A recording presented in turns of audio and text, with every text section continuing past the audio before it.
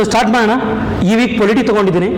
25 questions, ತುಂಬ important current ಅಫೇರ್ಸ್ಗಳಿಗೂ ನೆಕ್ಸ್ಟಲ್ಲಿ ಬರೋ ಸಾಧ್ಯತೆಗಳಿದೆ. ಪ್ರಿಲಿಮ್ಸ್ಗೆ ಅಂತ ಯಾವ್ಯಾವ ಬರುತ್ತೆ ಈ ಥರ ಕ್ವಶನ್ ತೊಗೊಂಡು ನಾವು ಡಿಸ್ಕಸ್ ಮಾಡ್ಕೊಳ್ತಾ ಹೋಗೋಣ. ಸೊ ಫಸ್ಟು ಕ್ವಶನ್ ನೋಡ್ಬಿಟ್ಟು ಅಟೆಂಡ್ ಮಾಡಿ, ಅದಾದಮೇಲೆ ಡಿಸ್ಕಸ್ ಮಾಡ್ಕೊಳ್ತಾ ಹೋಗೋಣ. ಸೊ ಫಸ್ಟ್ ಕ್ವಶನ್ ಹೇಳುತ್ತೆ, the constitution of India provides for social welfare and reforms are the thriving open of the Hindu religious institutions to all classes and section of Hindus ಅಂತ. The second statement ಹೇಳುತ್ತೆ, in India the matter regarding temple control and temple entry are codified in a single law ಅಂತ ಹೇಳ್ತಾ ಹೋಗ್ತೀವಿ. So ಇದ್ರ ಬಗ್ಗೆ ನಾವು discuss ಮಾಡಬೇಕಂದ್ರೆ ಕೆಲವೊಂದು ವೆರಿ ಇಂಪಾರ್ಟೆಂಟ್ ಟಾಪಿಕ್ಕು. ಸೊ ತುಂಬ ನ್ಯೂಸಲ್ಲಿ ಇದ್ದಿದ್ದು ಒಂದು ಟಾಪಿಕ್ ಯಾವುದಪ್ಪ ಅಂದರೆ that is free Hindu temples from the government control ಅಂತ. ನಮಗೆ 1927 ಸೊ 1927 ಏನಾಗುತ್ತೆ, ಮದ್ರಾಸ್ ಇದರಲ್ಲಿ ತಮಿಳ್ನಾಡಲ್ಲಿ, so they passed a law called Tamil Nadu Hindu temples endowment act ಅಂತ ಪಾಸ್ ಮಾಡ್ತಾರೆ 1927. ಸೊ ಏನಕ್ಕೆ ಅಂದರೆ ಈ ಟೆಂಪಲ್ಗಳು ಏನೇನಿದೆ ಈ ಟೆಂಪಲ್ಗಳನ್ನು ಗೌರ್ಮೆಂಟ್ ಕಂಟ್ರೋಲಲ್ಲಿ ಇಡಬೇಕು ಅಂತ. ಸೊ ಮುಖ್ಯವಾದ ವಿಷಯ ಏನಪ್ಪ ಅಂತ ಹೇಳ್ತಾ ಬಂದರೆ, ಟೆಂಪಲಲ್ಲಿ they are the religious institutions. ನಿಮಗೆಲ್ಲ ಗೊತ್ತು, ನಾರಾಯಣ ಗುರು ಅವರಾಗ್ಬೋದು, ರಾಮಸ್ವಾಮಿ ನಾಯ್ಕರ್ ಅವರಾಗ್ಬೋದು, ಪೆರಿಯಾರ್. ಸೊ ಇವರೆಲ್ಲ ಟೆಂಪಲ್ ಎಂಟ್ರಿ ಮೂವ್ಮೆಂಟನ್ನು ಮಾಡೋದು ಅಂತ. ಸೊ ಇವೆಲ್ಲ ಎಲ್ಲಿ ಬಂತು, ಪರ್ಟಿಕ್ಯುಲರ್ಲಿ ತಮಿಳ್ನಾಡು ಮತ್ತು ಕೇರಳದಲ್ಲೇ ಬಂದಿದ್ದು. ಸೊ ಟೆಂಪಲ್ ಎಂಟ್ರಿ ಮೂವ್ಮೆಂಟಲ್ಲಿ ದ ಮೇನ್ ಇದೇನಪ್ಪ ಅಂದರೆ ದಲಿತ್ಸ್ಗೆ ಯಾವುದೇ ಟೆಂಪಲಲ್ಲಿ ಅಲೋ ಇರ್ತಿರ್ಲಿಲ್ಲ, ಹೌದಾ. ಸೊ ಇದಕ್ಕೋಸ್ಕರ ಒಂದು ಸೋಷಿಯಲ್ ರಿಫಾರ್ಮ್ಗೋಸ್ಕರ ಟೆಂಪಲ್ ಎಂಟ್ರಿ ಮೂವ್ಮೆಂಟ್ಗಳು ಬಂತು. ಸೊ ಆ ಸೋಷಿಯಲ್ ರಿಫಾರ್ಮ್ಸನ್ನು ಮಾಡಬೇಕು ಅಂತ ಗೌರ್ಮೆಂಟ್ ಏನು ಮಾಡ್ತಾ ಬಂದೋ ಟೆಂಪಲನ್ನು ಕಂಟ್ರೋಲ್ ಮಾಡ್ಲಿಕ್ಕೆ ಸ್ಟಾರ್ಟ್ ಮಾಡೋದು. ಸೊ ಇದಕ್ಕೋಸ್ಕರನೇ ಅವರು 1927 ಒಂದು ಆ್ಯಕ್ಟನ್ನು ಪಾಸ್ ಮಾಡ್ತಾರೆ, Madras R Tamil Nadu Hindu temples endowment act ಅಂತ. ಸೊ ಇದಾದ್ಮೇಲೆ ನೆಕ್ಸ್ಟು 1939 ಒರಿಸ್ಸಾ ಕೂಡ ಪಾಸ್ ಮಾಡುತ್ತೆ ಲಾನ. ಅದಾದಮೇಲೆ 1950 ನಮಗೆ ಲಾ ಕಮಿಷನ್ ಬರುತ್ತೆ. ಸೊ ಆಫ್ಟರ್ ಇಂಡಿಪೆಂಡೆನ್ಸ್ ಲಾ ಕಮಿಷನ್ ಬಂದಾಗ ಆ ಲಾ ಕಮಿಷನ್ ಕೂಡ ಏನಂತ ಹೇಳುತ್ತೆ, ಟೆಂಪಲಲ್ಲಿ ಆಗಂಥ ಮಾಲ್ ಅಡ್ಮಿನಿಸ್ಟ್ರೇಷನ್. ಈಗ ಫಾರ್ ಎಕ್ಸಾಂಪಲ್ ಟೆಂಪಲ್ಗಳನ್ನ ಮೇನಾಗಿ ಇದು ಮಾಡ್ತಿದ್ದವರು ಯಾರು, ಕೆಲವೊಂದು ಟ್ರಸ್ಟ್ಗಳು. ಸೊ ಈ ಟ್ರಸ್ಟ್ಗಳಲ್ಲಿ ಇರುವಂಥ ಮಾಲ್ ಅಡ್ಮಿನಿಸ್ಟ್ರೇಷನ್ನ ಕಂಟ್ರೋಲ್ ಮಾಡೋಕ್ಕೋಸ್ಕರ ನಮ್ಗೇನು ಮಾಡಬೇಕು, ಸೊ ಒಂದು ಗೌರ್ಮೆಂಟ್ ಕಂಟ್ರೋಲ್ ಇರಬೇಕು ಅನ್ನೋ ಕಾರಣಕ್ಕೋಸ್ಕರ ಇವ್ರು ಏನು ಮಾಡ್ತಾ ಬರ್ತಾರೆ, ಗೌರ್ಮೆಂಟ್ ಆ್ಯಕ್ಟ್ಗಳನ್ನು ತಗೊಳ್ತಾ ಬರ್ತಾರೆ. ಅದೇ ರೀತಿ 1950 ಲಾ ಕಮಿಷನ್ ಕೂಡ ಒಂದು ಗೌರ್ಮೆಂಟ್ ಆರ್ಡರ್ನ ಕೊಡುತ್ತೆ ಟೆಂಪಲ್ ಅಡ್ಮಿನಿಸ್ಟ್ರೇಷನ್ಗಳಿಗೋಸ್ಕರ. ಸೊ ಅದನ್ನು ರೆಕಮೆಂಡೇಶನ್ ಆಗಿ ಕೊಟ್ಟೈತೆ, ಅದನ್ನು ಇನ್ನೂ ಗೌರ್ಮೆಂಟ್ ಅಕ್ಸೆಪ್ಟ್ ಮಾಡಿ ಒಂದು ಯೂನಿಫೈಡ್ ಲಾನ ಇನ್ನೂ ತಂದಿಲ್ಲ. ಎಂಟೈರ್ ಇಂಡಿಯಾಗೆ ನಾವು ನೋಡ್ತಾ ಬಂದರೆ ಟೆಂಪಲ್ ಎಂಟ್ರಿ ಆಗ್ಬೋದು, ಟೆಂಪಲ್ ಕಂಟ್ರೋಲ್ಗೆ ಆಗ್ಬೋದು, ಯಾವುದೇ ರೀತಿ ಯೂನಿಫೈಡ್ ಲಾ ಇಲ್ಲ. ಪ್ರತಿ ಸ್ಟೇಟಲ್ಲಿ ಲಾಗಳಿದೆ ಹಿಂದೂ ಟೆಂಪಲ್ಸ್ಗಳನ್ನು ಯಾವ ರೀತಿ ಕಂಟ್ರೋಲ್ ಮಾಡಬೇಕು ಅಂತ. ಬಟ್ ಇದಕ್ಕೆ ನಮಗೆ ಇತ್ತೀಚೆಗೆ ಪರ್ಟಿಕ್ಯುಲರ್ಲಿ ಒಂದು recent party came into power. So ಈ ಪಾರ್ಟಿ ಬಂದ ಮೇಲೆ ಇವ್ರದ್ದೊಂದು ಮೋಟಿವ್ ಕೂಡ ಇದೆ, ಏನಂದರೆ ಟೆಂಪಲಲ್ಲಿ ಕೆಲವೊಂದು there are lot of things going on. So ಅದ್ರ ವಿರುದ್ಧ ನಾವು ಹೋರಾಡಬೇಕು ಅಂತ. For example corruption. ಸೊ ಈಗ ಗೌರ್ಮೆಂಟ್ ಇದರಲ್ಲಿ ಇಟ್ಟು ನೀವು ಏನು ಮಾಡ್ತಾ ಇದ್ದೀರಿ, ಕರಪ್ಷನ್ ಮಾಡ್ತಾ ಇದ್ದೀರಿ. ಸೊ ಈ ಕರಪ್ಷನ್ಗೆ ನಮ್ಗೆ ಇನ್ನೊಂದು ಮೇಜರ್ ಇಶ್ಯೂ ಏನಪ್ಪ ಅಂದರೆ, ಈ ಕರಪ್ಷನ್ ಯಾವ ರೀತಿ ದುಡ್ಡು ಹೊಡಿತಿದ್ದಾರೆ, ಸೊ ಅದ್ರ ಬಗ್ಗೆ ನಮಗೆ ಓಪನ್ ಆಗಿ ಡೀಟೇಲ್ಸ್ಗಳಿಲ್ಲ. ಸೊ ಈ ಕರಪ್ಷನ್ ಆಗ್ತಿದೆ ಅಂತ ಪ್ರತಿಯೊಬ್ಬರಿಗೂ ಗೊತ್ತು, ಯಾಕಂದರೆ ಗೌರ್ಮೆಂಟ್ ಕಂಟ್ರೋಲ್ ಐತೆ. ಸೊ ಯಾವ ರೀತಿ ಹಣ ಬರ್ತಿದೆ, ಯಾವ ರೀತಿ ಹೋಗ್ತಿದೆ ನಮ್ಗೆ ಗೊತ್ತಾಗ್ತಿಲ್ಲ. ಸೊ ಬಿಕಾಸ್ ಕರಪ್ಷನ್ ಆಗ್ತಿದೆ, ಅದಕ್ಕೋಸ್ಕರ ಹಿಂದೂ ಟೆಂಪಲ್ಗಳನ್ನು ಫ್ರೀ ಮಾಡಬೇಕು ಅಂತ. ಆಮೇಲೆ ಹೇಳ್ತಾರೆ ಸೆಕ್ಯುಲರಿಸಮ್ ಬಗ್ಗೆ ನೀವು ಇಷ್ಟೊಂದು ಮಾತಾಡ್ತೀರಿ, ಎಂಟೈರ್ ನೇಷನ್. ಬಟ್ ಸೆಕ್ಯುಲರಿಸಮ್ ಅಂತ ಬಂದಾಗ, ಸೊ ಈಗ ಮುಸ್ಲಿಂ ಮಾಸ್ಕ್ಗಳಾಗ್ಬೋದು, ಕ್ರಿಶ್ಚಿಯನ್ ಚರ್ಚ್ಗಳಾಗ್ಬೋದು, ಅವನ್ನೆಲ್ಲ ಅವರವ್ರದ್ದೇ ರಿಲಿಜಿಯಸ್ ಟ್ರಸ್ಟ್ಗಳು ಆರ್ ವಕ್ಫ್ ಬೋರ್ಡ್ ಇವ್ರು ಕಂಟ್ರೋಲ್ ಮಾಡ್ತಾ ಇರ್ಬೇಕಾರೆ ವೈ ನಾಟ್ ಹಿಂದೂ ಟೆಂಪಲ್ಸ್ ಅಂತ. ಸೊ ಇದು ಒಂದು ಪಾಯಿಂಟ್. ನೆಕ್ಸ್ಟ್ ಅದಾದಮೇಲೆ ದ ಟೆಂಪಲ್ ರಿಸೋರ್ಸ್ ಏನೈತೆ, ಈಗ ಫಾರ್ ಎಕ್ಸಾಂಪಲ್ ನಮ್ಮ ದಕ್ಷಿಣಗಳು ಬರ್ತವೆ, ಇವೆಲ್ಲ ಬರ್ತವೆ. ಸೊ ಇವನ್ನೆಲ್ಲ ಏನು ಮಾಡ್ತವ್ರೆ, ಓವರ್ ಆಲ್ ನೇಷನ್ ಡೆವಲಪ್ಮೆಂಟ್ಗಳಿಗೆ ಅಂತ ಗೌರ್ಮೆಂಟ್ ಕಂಟ್ರೋಲ್ ಮಾಡ್ತಿದೆ. ಸೊ ಪ್ಲಂಡರಿಂಗ್ ದ ರಿಸೋರ್ಸ್ ಅಂತ. ಸೊ ಈಗ ಫಾರ್ ಎಕ್ಸಾಂಪಲ್ ಟೆಂಪಲ್ ಬರೋ ದಕ್ಷಿಣಗಳೆಲ್ಲ ಆ ರಿಲಿಜಿಯನ್ಗೆ ಸಂಬಂಧಪಟ್ಟಿದ್ದು, ಅದಕ್ಕೋಸ್ಕರ ಸಂಬಂಧಪಟ್ಟಿದ್ದು, ಅವುಗಳಿಗೆ ಡೆವಲಪ್ ಮಾಡಬೇಕೇ ಹೊರತು so you are using for entire nation development. Temple ರಿಸೋರ್ಸನ್ನು ನೀವು ಎಕ್ಸ್ಪ್ಲಾಯ್ಟ್ ಮಾಡ್ತಾ ಇದ್ದೀರಿ ಅಂತ. ಸೊ ಪ್ಲಂಡರಿಂಗ್ ದ ರಿಸೋರ್ಸ್ ಅಂತ. ಸೊ ಈ ರೀತಿ ಇದಾದ್ಮೇಲೆ there are more reasons. So ಇದೇ ರೀತಿ ಆಗ್ತಾ ಬರ್ತದೆ. ಇನ್ನೂ ಯಾವ್ಯಾವ ರೀಸನ್ಸ್ ಅಂತ ಹೇಳ್ತಾ ಬಂದರೆ, next interfering in the religious matters. So ಈಗ ಫಾರ್ ಎಕ್ಸಾಂಪಲ್ ಒಂದು ರಿಲಿಜಿಯಸ್ಗೆ ಒಂದು ತನ್ನದೇ ಆದಂಥ ಒಂದು ಕೋಡ್ಗಳಿರ್ತದೆ, ಅದನ್ನು ನೀವು ಇಂಟರ್ಫಿಯರ್ ಮಾಡ್ತಾ ಇದ್ದೀರಿ. ಸೊ ಈಗ ಫಾರ್ ಎಕ್ಸಾಂಪಲ್ ಈಗ ನಮಗೆ ಪೂಜೆ ಅಂತ ಮಾಡಬೇಕು ಅಂದಾಗ ಬ್ರಾಹ್ಮಿಣ್ಸೇ ಮಾಡಬೇಕು, ಬೇರೆ ಕ್ಯಾಸ್ಟವ್ರು ಮಾಡಬಾರ್ದು, ಈ ರೀತಿ ಇರುತ್ತೆ. ಅದನ್ನೆಲ್ಲ ನೀವು ರಿಲಿಜಿಯಸ್ ಕೋಡ್ಗಳು ನಮ್ಮ ಇದನ್ನೆಲ್ಲ ಇಂಟರ್ಫಿಯರ್ ಮಾಡ್ತಾ ಇರಿ ಅಂದ್ಬಿಟ್ಟು ದ ಕನ್ಸರ್ವೇಟಿವ್ ಆರ್ ಆರ್ಥೋಡಾಕ್ಸ್ ಇರೋಂಥವ್ರು ಏನು ಮಾಡ್ತಾ ಬರ್ತಾರೆ, ಕ್ವಶನ್ ಮಾಡ್ತಾನೆ ಬರ್ತಾರೆ. ನೆಕ್ಸ್ಟ್ ಅದಾದ್ಮೇಲೆ ನಮ್ಗೆ ಬರೋಂಥದ್ದು ನೋ ಎಕ್ಸ್ಟರ್ನಲ್ ಆಡಿಟ್ ಅಂತ. ಸೊ ನೀವು ಟೆಂಪಲ್ ಇದನ್ನು ತಗೋತಾ ಇದ್ದೀರಿ, ರಿಸೋರ್ಸನ್ನು ತಗೋತಾ ಇದ್ದೀರಿ, ಬಟ್ ಕರೆಕ್ಟಾಗಿ ಆಡಿಟ್ ಆಗ್ತಾ ಇಲ್ಲ, ಜನಗಳಿಗೆ ಗೊತ್ತಾಗ್ತಾ ಇಲ್ಲ, ಒಪೇಕ್ನೆಸ್ ಇದೆ ಅಂತ. ಸೊ ಈ ಮನಿ ಯಾವ ರೀತಿ ಯೂಸ್ ಆಗ್ತಿದೆ, ಮನಿ ಯಾವ ರೀತಿ ಬಳಸ್ಕೊತಾ ಇದ್ರಿ, ಇದು ಒಪೆಕ್ನೆಸ್ ಇದೆ.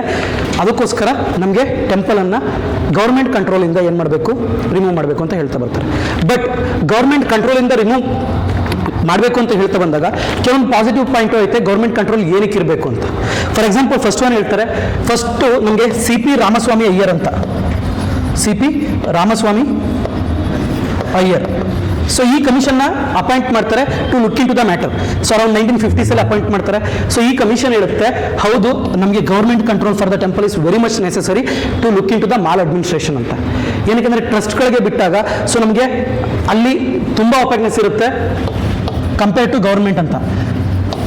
ಅಟ್ಲೀಸ್ಟ್ ಗೌರ್ಮೆಂಟ್ ಕಂಟ್ರೋಲ್ ಇದ್ದಾಗ ವಿ ಹ್ಯಾವ್ RTI, ಬಟ್ ಟ್ರಸ್ಟ್ಗಳು ಅಂತ ಬಂದಾಗ it is not a government institution, ತುಂಬ ಒಪೆಕ್ನೆಸ್ ಐತೆ.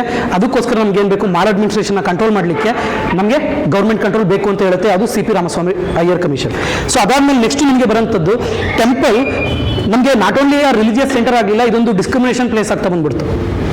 ಸೊ ಮುಂಚೆಯಿಂದ ನೋಡ್ತಾ ಬಂದರೆ, ಸೊ ವುಮೆನ್ ಅಟ್ ದ ಈ ಏಜಲ್ಲಿ ಬರೋಂಗಿಲ್ಲ, ಸೊ ವುಮೆನ್ ಮೆನ್ಸ್ಟ್ರುಯೇಷನ್ ಸೈಕಲಲ್ಲಿ ಬರೋವಾಗಿಲ್ಲ, ಅದಾದಮೇಲೆ ದಲಿತ್ ಸೆಂಟ್ರಿ ಕೊಡೋವಾಗಿಲ್ಲ, ಟ್ರೈಬ್ ಸೆಂಟ್ರಿ ಕೊಡೋವಾಗಿಲ್ಲ. ಸೊ ಈ ರೀತಿ ತುಂಬ ಡಿಸ್ಕ್ರಿಮಿನೇಷನ್ ನಡೀತಿತ್ತು. ಸೊ ಆ ಡಿಸ್ಕ್ರಿಮಿನೇಷನ್ ತಡಿಲಿಕ್ಕೋಸ್ಕರ ನಮಗೆ ಟೆಂಪಲ್ ಎಂಟ್ರಿ ಮತ್ತು ಟೆಂಪಲ್ ಕಂಟ್ರೋಲ್ಗೆ ಈ ಲಾಗಳು ಗೌರ್ಮೆಂಟ್ ಕಂಟ್ರೋಲ್ ಬೇಕೇ ಬೇಕು ಅಂತ.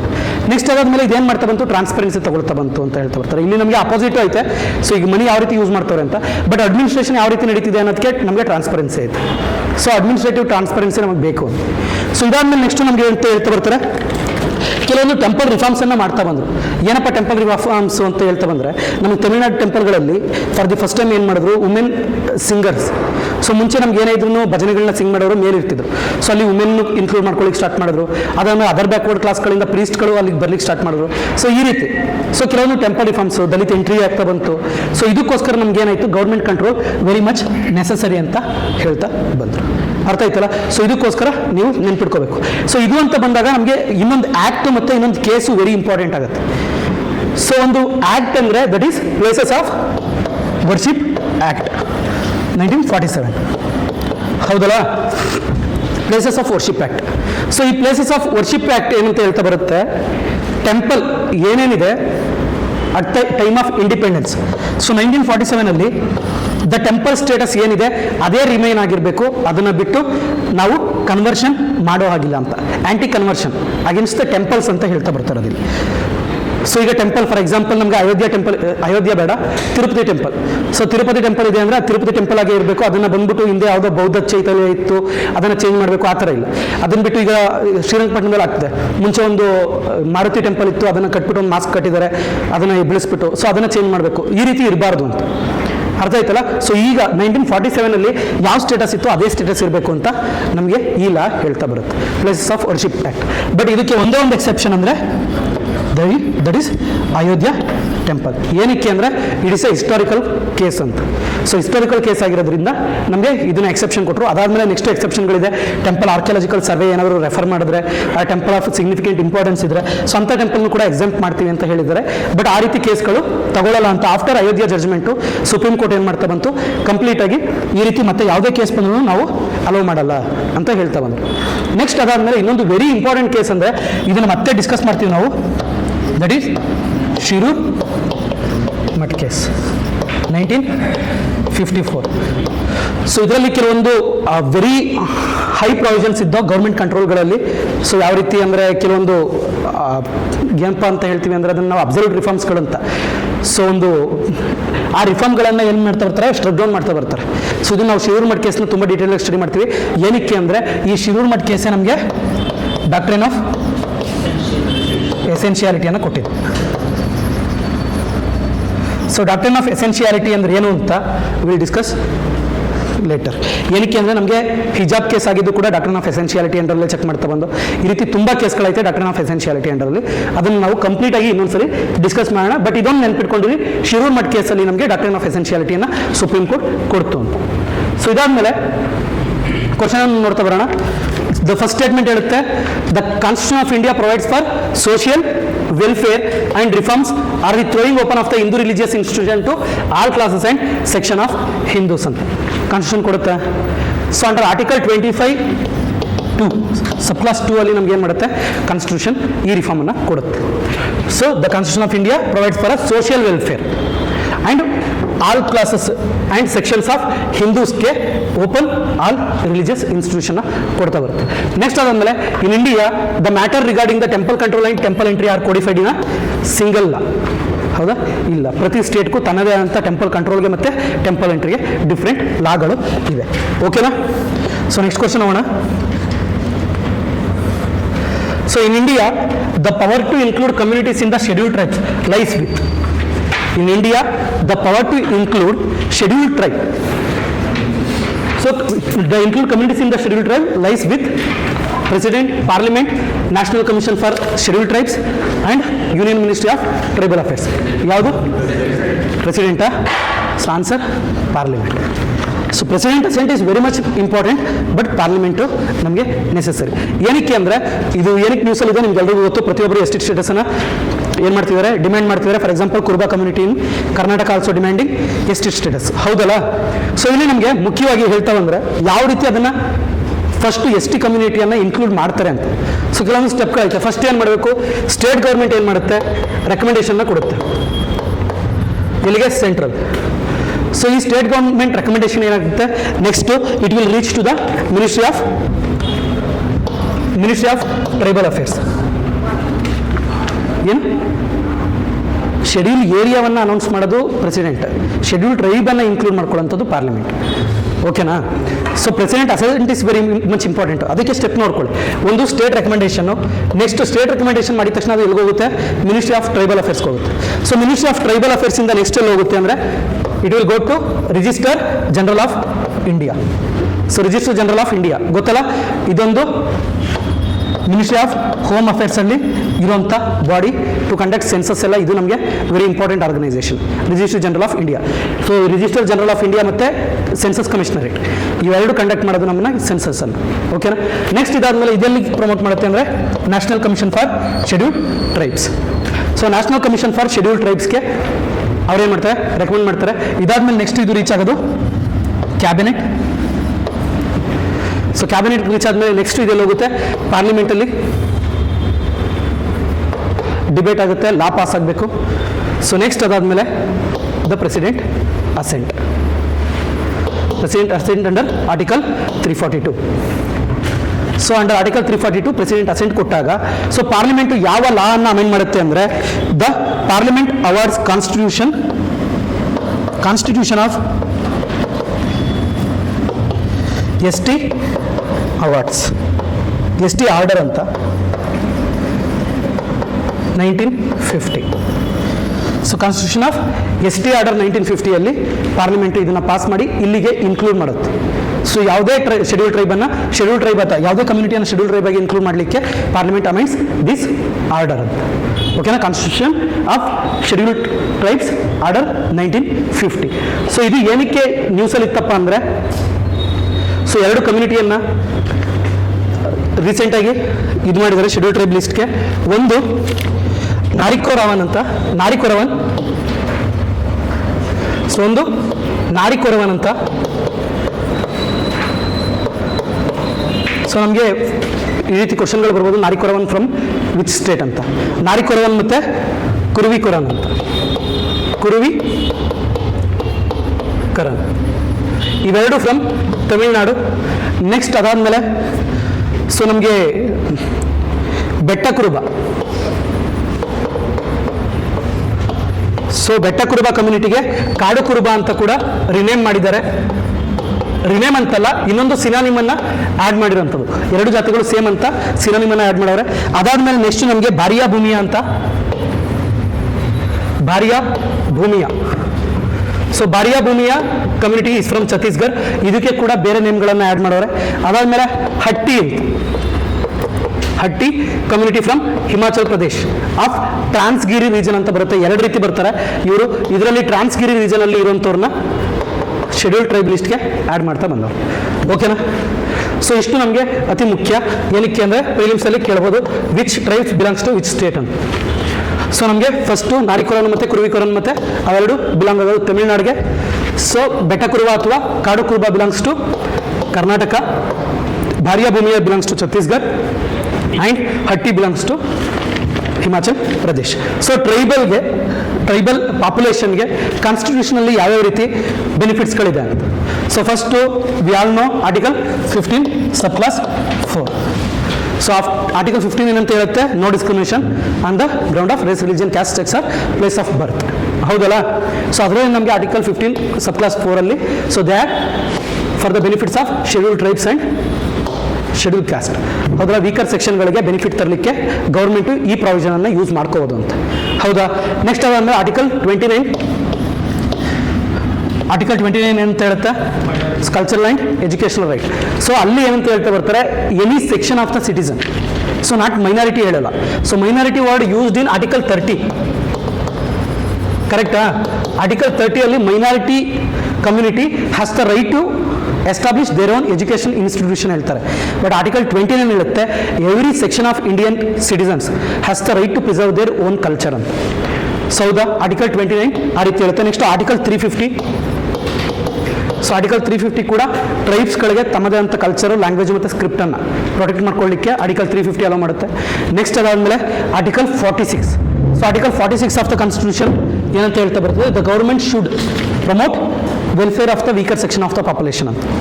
ಅರ್ಥ ಆಯ್ತಾ? ಸೊ ಇಷ್ಟು ನಮಗೆ ಅಂಡರ್ ರೈಟ್ಸ್ಗಳಾಗಿ ಕೊಡ್ತಾ ಬರ್ತಾರೆ. ನೆಕ್ಸ್ಟ್ ಅದಾದಮೇಲೆ ಆರ್ಟಿಕಲ್ 330 ನಮಗೆ ರಿಸರ್ವೇಷನ್ ಇಂದ ಲೋಕಸಭಾ ಎಸ್ ಟಿ ಪಾಪ್ಯುಲೇಷನ್ಗೆ. ಆರ್ಟಿಕಲ್ 332 ರಿಸರ್ವೇಷನ್ ಇಂದ ಸ್ಟೇಟ್ ಲೆಜಿಸ್ಲೇಟಿವ್ ಅಸೆಂಬ್ಲಿ. ಅದಾದಮೇಲೆ ಆರ್ಟಿಕಲ್ 243 ರಿಸರ್ವೇಷನ್ ಇನ್ ಪಂಚಾಯತ್ಸ್. ಇವೆಲ್ಲ proportion to their population.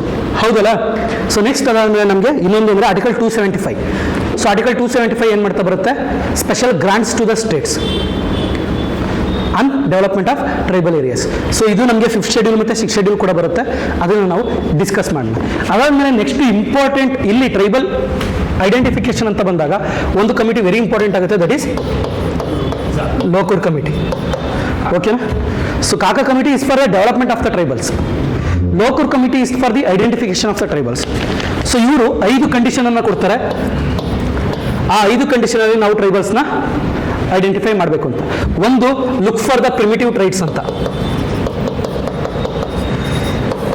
So primitive traits ಗೊತ್ತಾ? ಪ್ರಿಮಿಟಿವ್ ಟ್ರೈಟ್ಸ್ ಅಂದರೆ ಸೊ ದ ಎವಲ್ಯೂಷನ್ಗೆ ತುಂಬ ಹತ್ರ ಆದವರು, ನಮಗೆ ಇನ್ನೂ ಅಷ್ಟು ಎವಾಲ್ವ್ ಆಗಿಲ್ಲ ಅಂತ ಹೇಳ್ತಾ ಬರ್ತಾರೆ. ಸೊ ಆ ರೀತಿ. ನೆಕ್ಸ್ಟ್ ಅದಾದಮೇಲೆ ಏನಂತ ಹೇಳ್ತಾ ಬರ್ತಾರೆ, distinctive culture.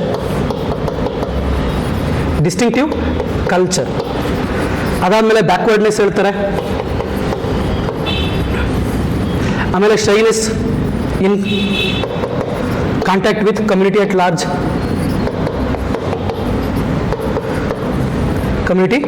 Large. So next ಅದಾದಮೇಲೆ ಜಿಯೋಗ್ರಫಿಕ್ ಐಸೋಲೇಷನ್ ಅಂತ. ಸೊ ಈ 5 ಕಂಡೀಷನ್ ಮೇಲೆ ನಮ್ಗೆ ಏನು ಮಾಡ್ತಾ ಬರ್ತೀವಿ, ವಿ ಐಡೆಂಟಿಫೈ ಟ್ರೈಬಲ್ಸ್ ಅಂತ. ಸೊ ಇದ್ರ ಬೆಸ್ಟ್ ಮೇಲೆ ನಾವು ಶೆಡ್ಯೂಲ್ ಟ್ರೈಬನ್ನು ಐಡೆಂಟಿಫೈ ಮಾಡೋಂಥ. PVTG ಅಲ್ಲ, ಲೋಕಲ್ ಕಮಿಟಿ ಟ್ರೈಬಲ್ಸ್. ಸೊ PVTGಗೆ 4 ಕಂಡೀಷನ್ ಇದೆ, ಅದನ್ನು ನಾವು PVTG ಬಂದಾಗ ಡಿಸ್ಕಸ್ ಮಾಡೋಣ. ಓಕೆನಾ? ಬರ್ಕೋತೀರಾ? ಸರಿ. ಸೊ ಒಂದು ಪ್ರಿಮಿಟಿವ್ ಟ್ರೈಬ್ಸ್, ಇನ್ನೊಂದು ಡಿಸ್ಟಿಂಕ್ಟಿವ್ ಕಲ್ಚರ್, ಇನ್ನೊಂದು shyness in contact with the community at large. Next ಅದಾದಮೇಲೆ ಜಿಯೋಗ್ರಫಿಕ್ ಐಸೋಲೇಷನ್, ಅದಾದಮೇಲೆ ಬ್ಯಾಕ್ವರ್ಡ್ನೆಸ್. ಈ 5 ಕಂಡೀಷನ್ ಮೇಲೆ ನಾವೇನು ಮಾಡ್ತೀವಿ, ಶೆಡ್ಯೂಲ್ ಟ್ರೈಬ್ಸ್ನ ಐಡೆಂಟಿಫೈ ಮಾಡಬೇಕು ಅಂತ ಲೋಕೂರ್ ಕಮಿಟಿ ಹೇಳುತ್ತೆ ಆಫ್ 1965. ಓಕೆನಾ? ಸೊ ಇಷ್ಟು ನಮಗೆ ಟ್ರೈಬಲ್ಸ್ ಬಗ್ಗೆ ನಾವು ಓದ್ಕೋಬೇಕು. ನೆಕ್ಸ್ಟು ಇದೇ ಟ್ರೈಬಲ್ಸ್ ಅಂತ ಬಂದಾಗ we have 5th schedule and 6th schedule and PVTG ಮತ್ತು ಗೌರ್ಮೆಂಟ್ ರಿಫಾರ್ಮ್ಸ್ಗಳು, ಇವನ್ನೆಲ್ಲ ಸಪ್ರೇಟ್ ಕ್ವಶನ್ಗಳು ಬಂದಾಗ ವಿಲ್ ಡಿಸ್ಕಸ್. ಓಕೆನಾ? So next question.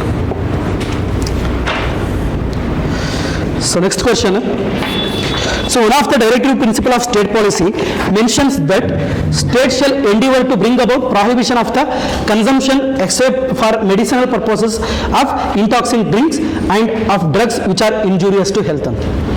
Next, directive principle of state policy set goals that states should aspire towards to establish conditions under which citizen can lead a good life. So in India, laws regarding alcohol differ from state to state. So ಈ entire question ಹೇಳ್ತಾ ಇರೋದು about alcohol consumption. ಹೌದಾ? So ಏನಕ್ಕೆ ಇದು ನ್ಯೂಸಲ್ಲಿದೆ ಅಂದರೆ, so ಏನಕ್ಕೆ rice ಜಾಸ್ತಿ ಆಗಿದೆ ಅಂತ. National family health survey 5 so ಇದರಲ್ಲಿ ರಿಪೋರ್ಟಲ್ಲಿ ಮೆನ್ಷನ್ ಮಾಡಿದೆ ಆಲ್ಕೋಹಾಲ್ ಕನ್ಸಂಪ್ಷನ್ ಯಾವ ರೀತಿ ಜಾಸ್ತಿ ಆಗ್ತಿದೆ ಇಂಡಿಯಾದಲ್ಲಿ ಅಂತ. ಸೊ ಇದ್ರ ಪ್ರಕಾರ ಅರೌಂಡ್ 15 to 49 ಇಯರ್ಸ್ ಆಫ್ ಏಜಲ್ಲಿ women, so at least only 1% of women in India consume alcohol ಅಂತ. ಸೊ ಅಷ್ಟೇ. ಸೊ ಆ್ಯಂಡ್ ಮೇಲ್ ಕಂಪೇರ್ ಮಾಡಿದ್ರೆ that is 22% of the male in India consume alcohol in India ಅಂತ ರಿಪೋರ್ಟನ್ನು ಕೊಟ್ಟಿದೆ. NFHS 5 ಬಗ್ಗೆ ನಾವು ತುಂಬ ಡೀಟೇಲ್ಡಾಗಿ ಸ್ಟಡಿ ಮಾಡಬೇಕು, ರಿಪೋರ್ಟ್ಸ್ ಆ್ಯಂಡ್ ಇಂಡಿಸಿಸ್ ಬಂದಾಗ ಸ್ಟಡಿ ಮಾಡೋಣ. ಬಟ್ ಇಲ್ಲಿ ಹೇಳ್ತಾ ಬಂದಾಗ ಆಲ್ಕೋಹಾಲ್ ಕನ್ಸಂಪ್ಷನ್ ಇದಾಗ್ತಾ ಬರುತ್ತೆ. ಅದನ್ನೇ ಇಂಡಿಯಾದಲ್ಲಿ ಏನಂತ ಕರೀತಾರೆ ಅಂದರೆ ಅನ್ಡಿಸೈರಬಲ್ ಇವಿಲ್ ಅಂತ ಕರೀತಾರೆ ಆಲ್ಕೋಹಾಲ್ ಅನ್ನು.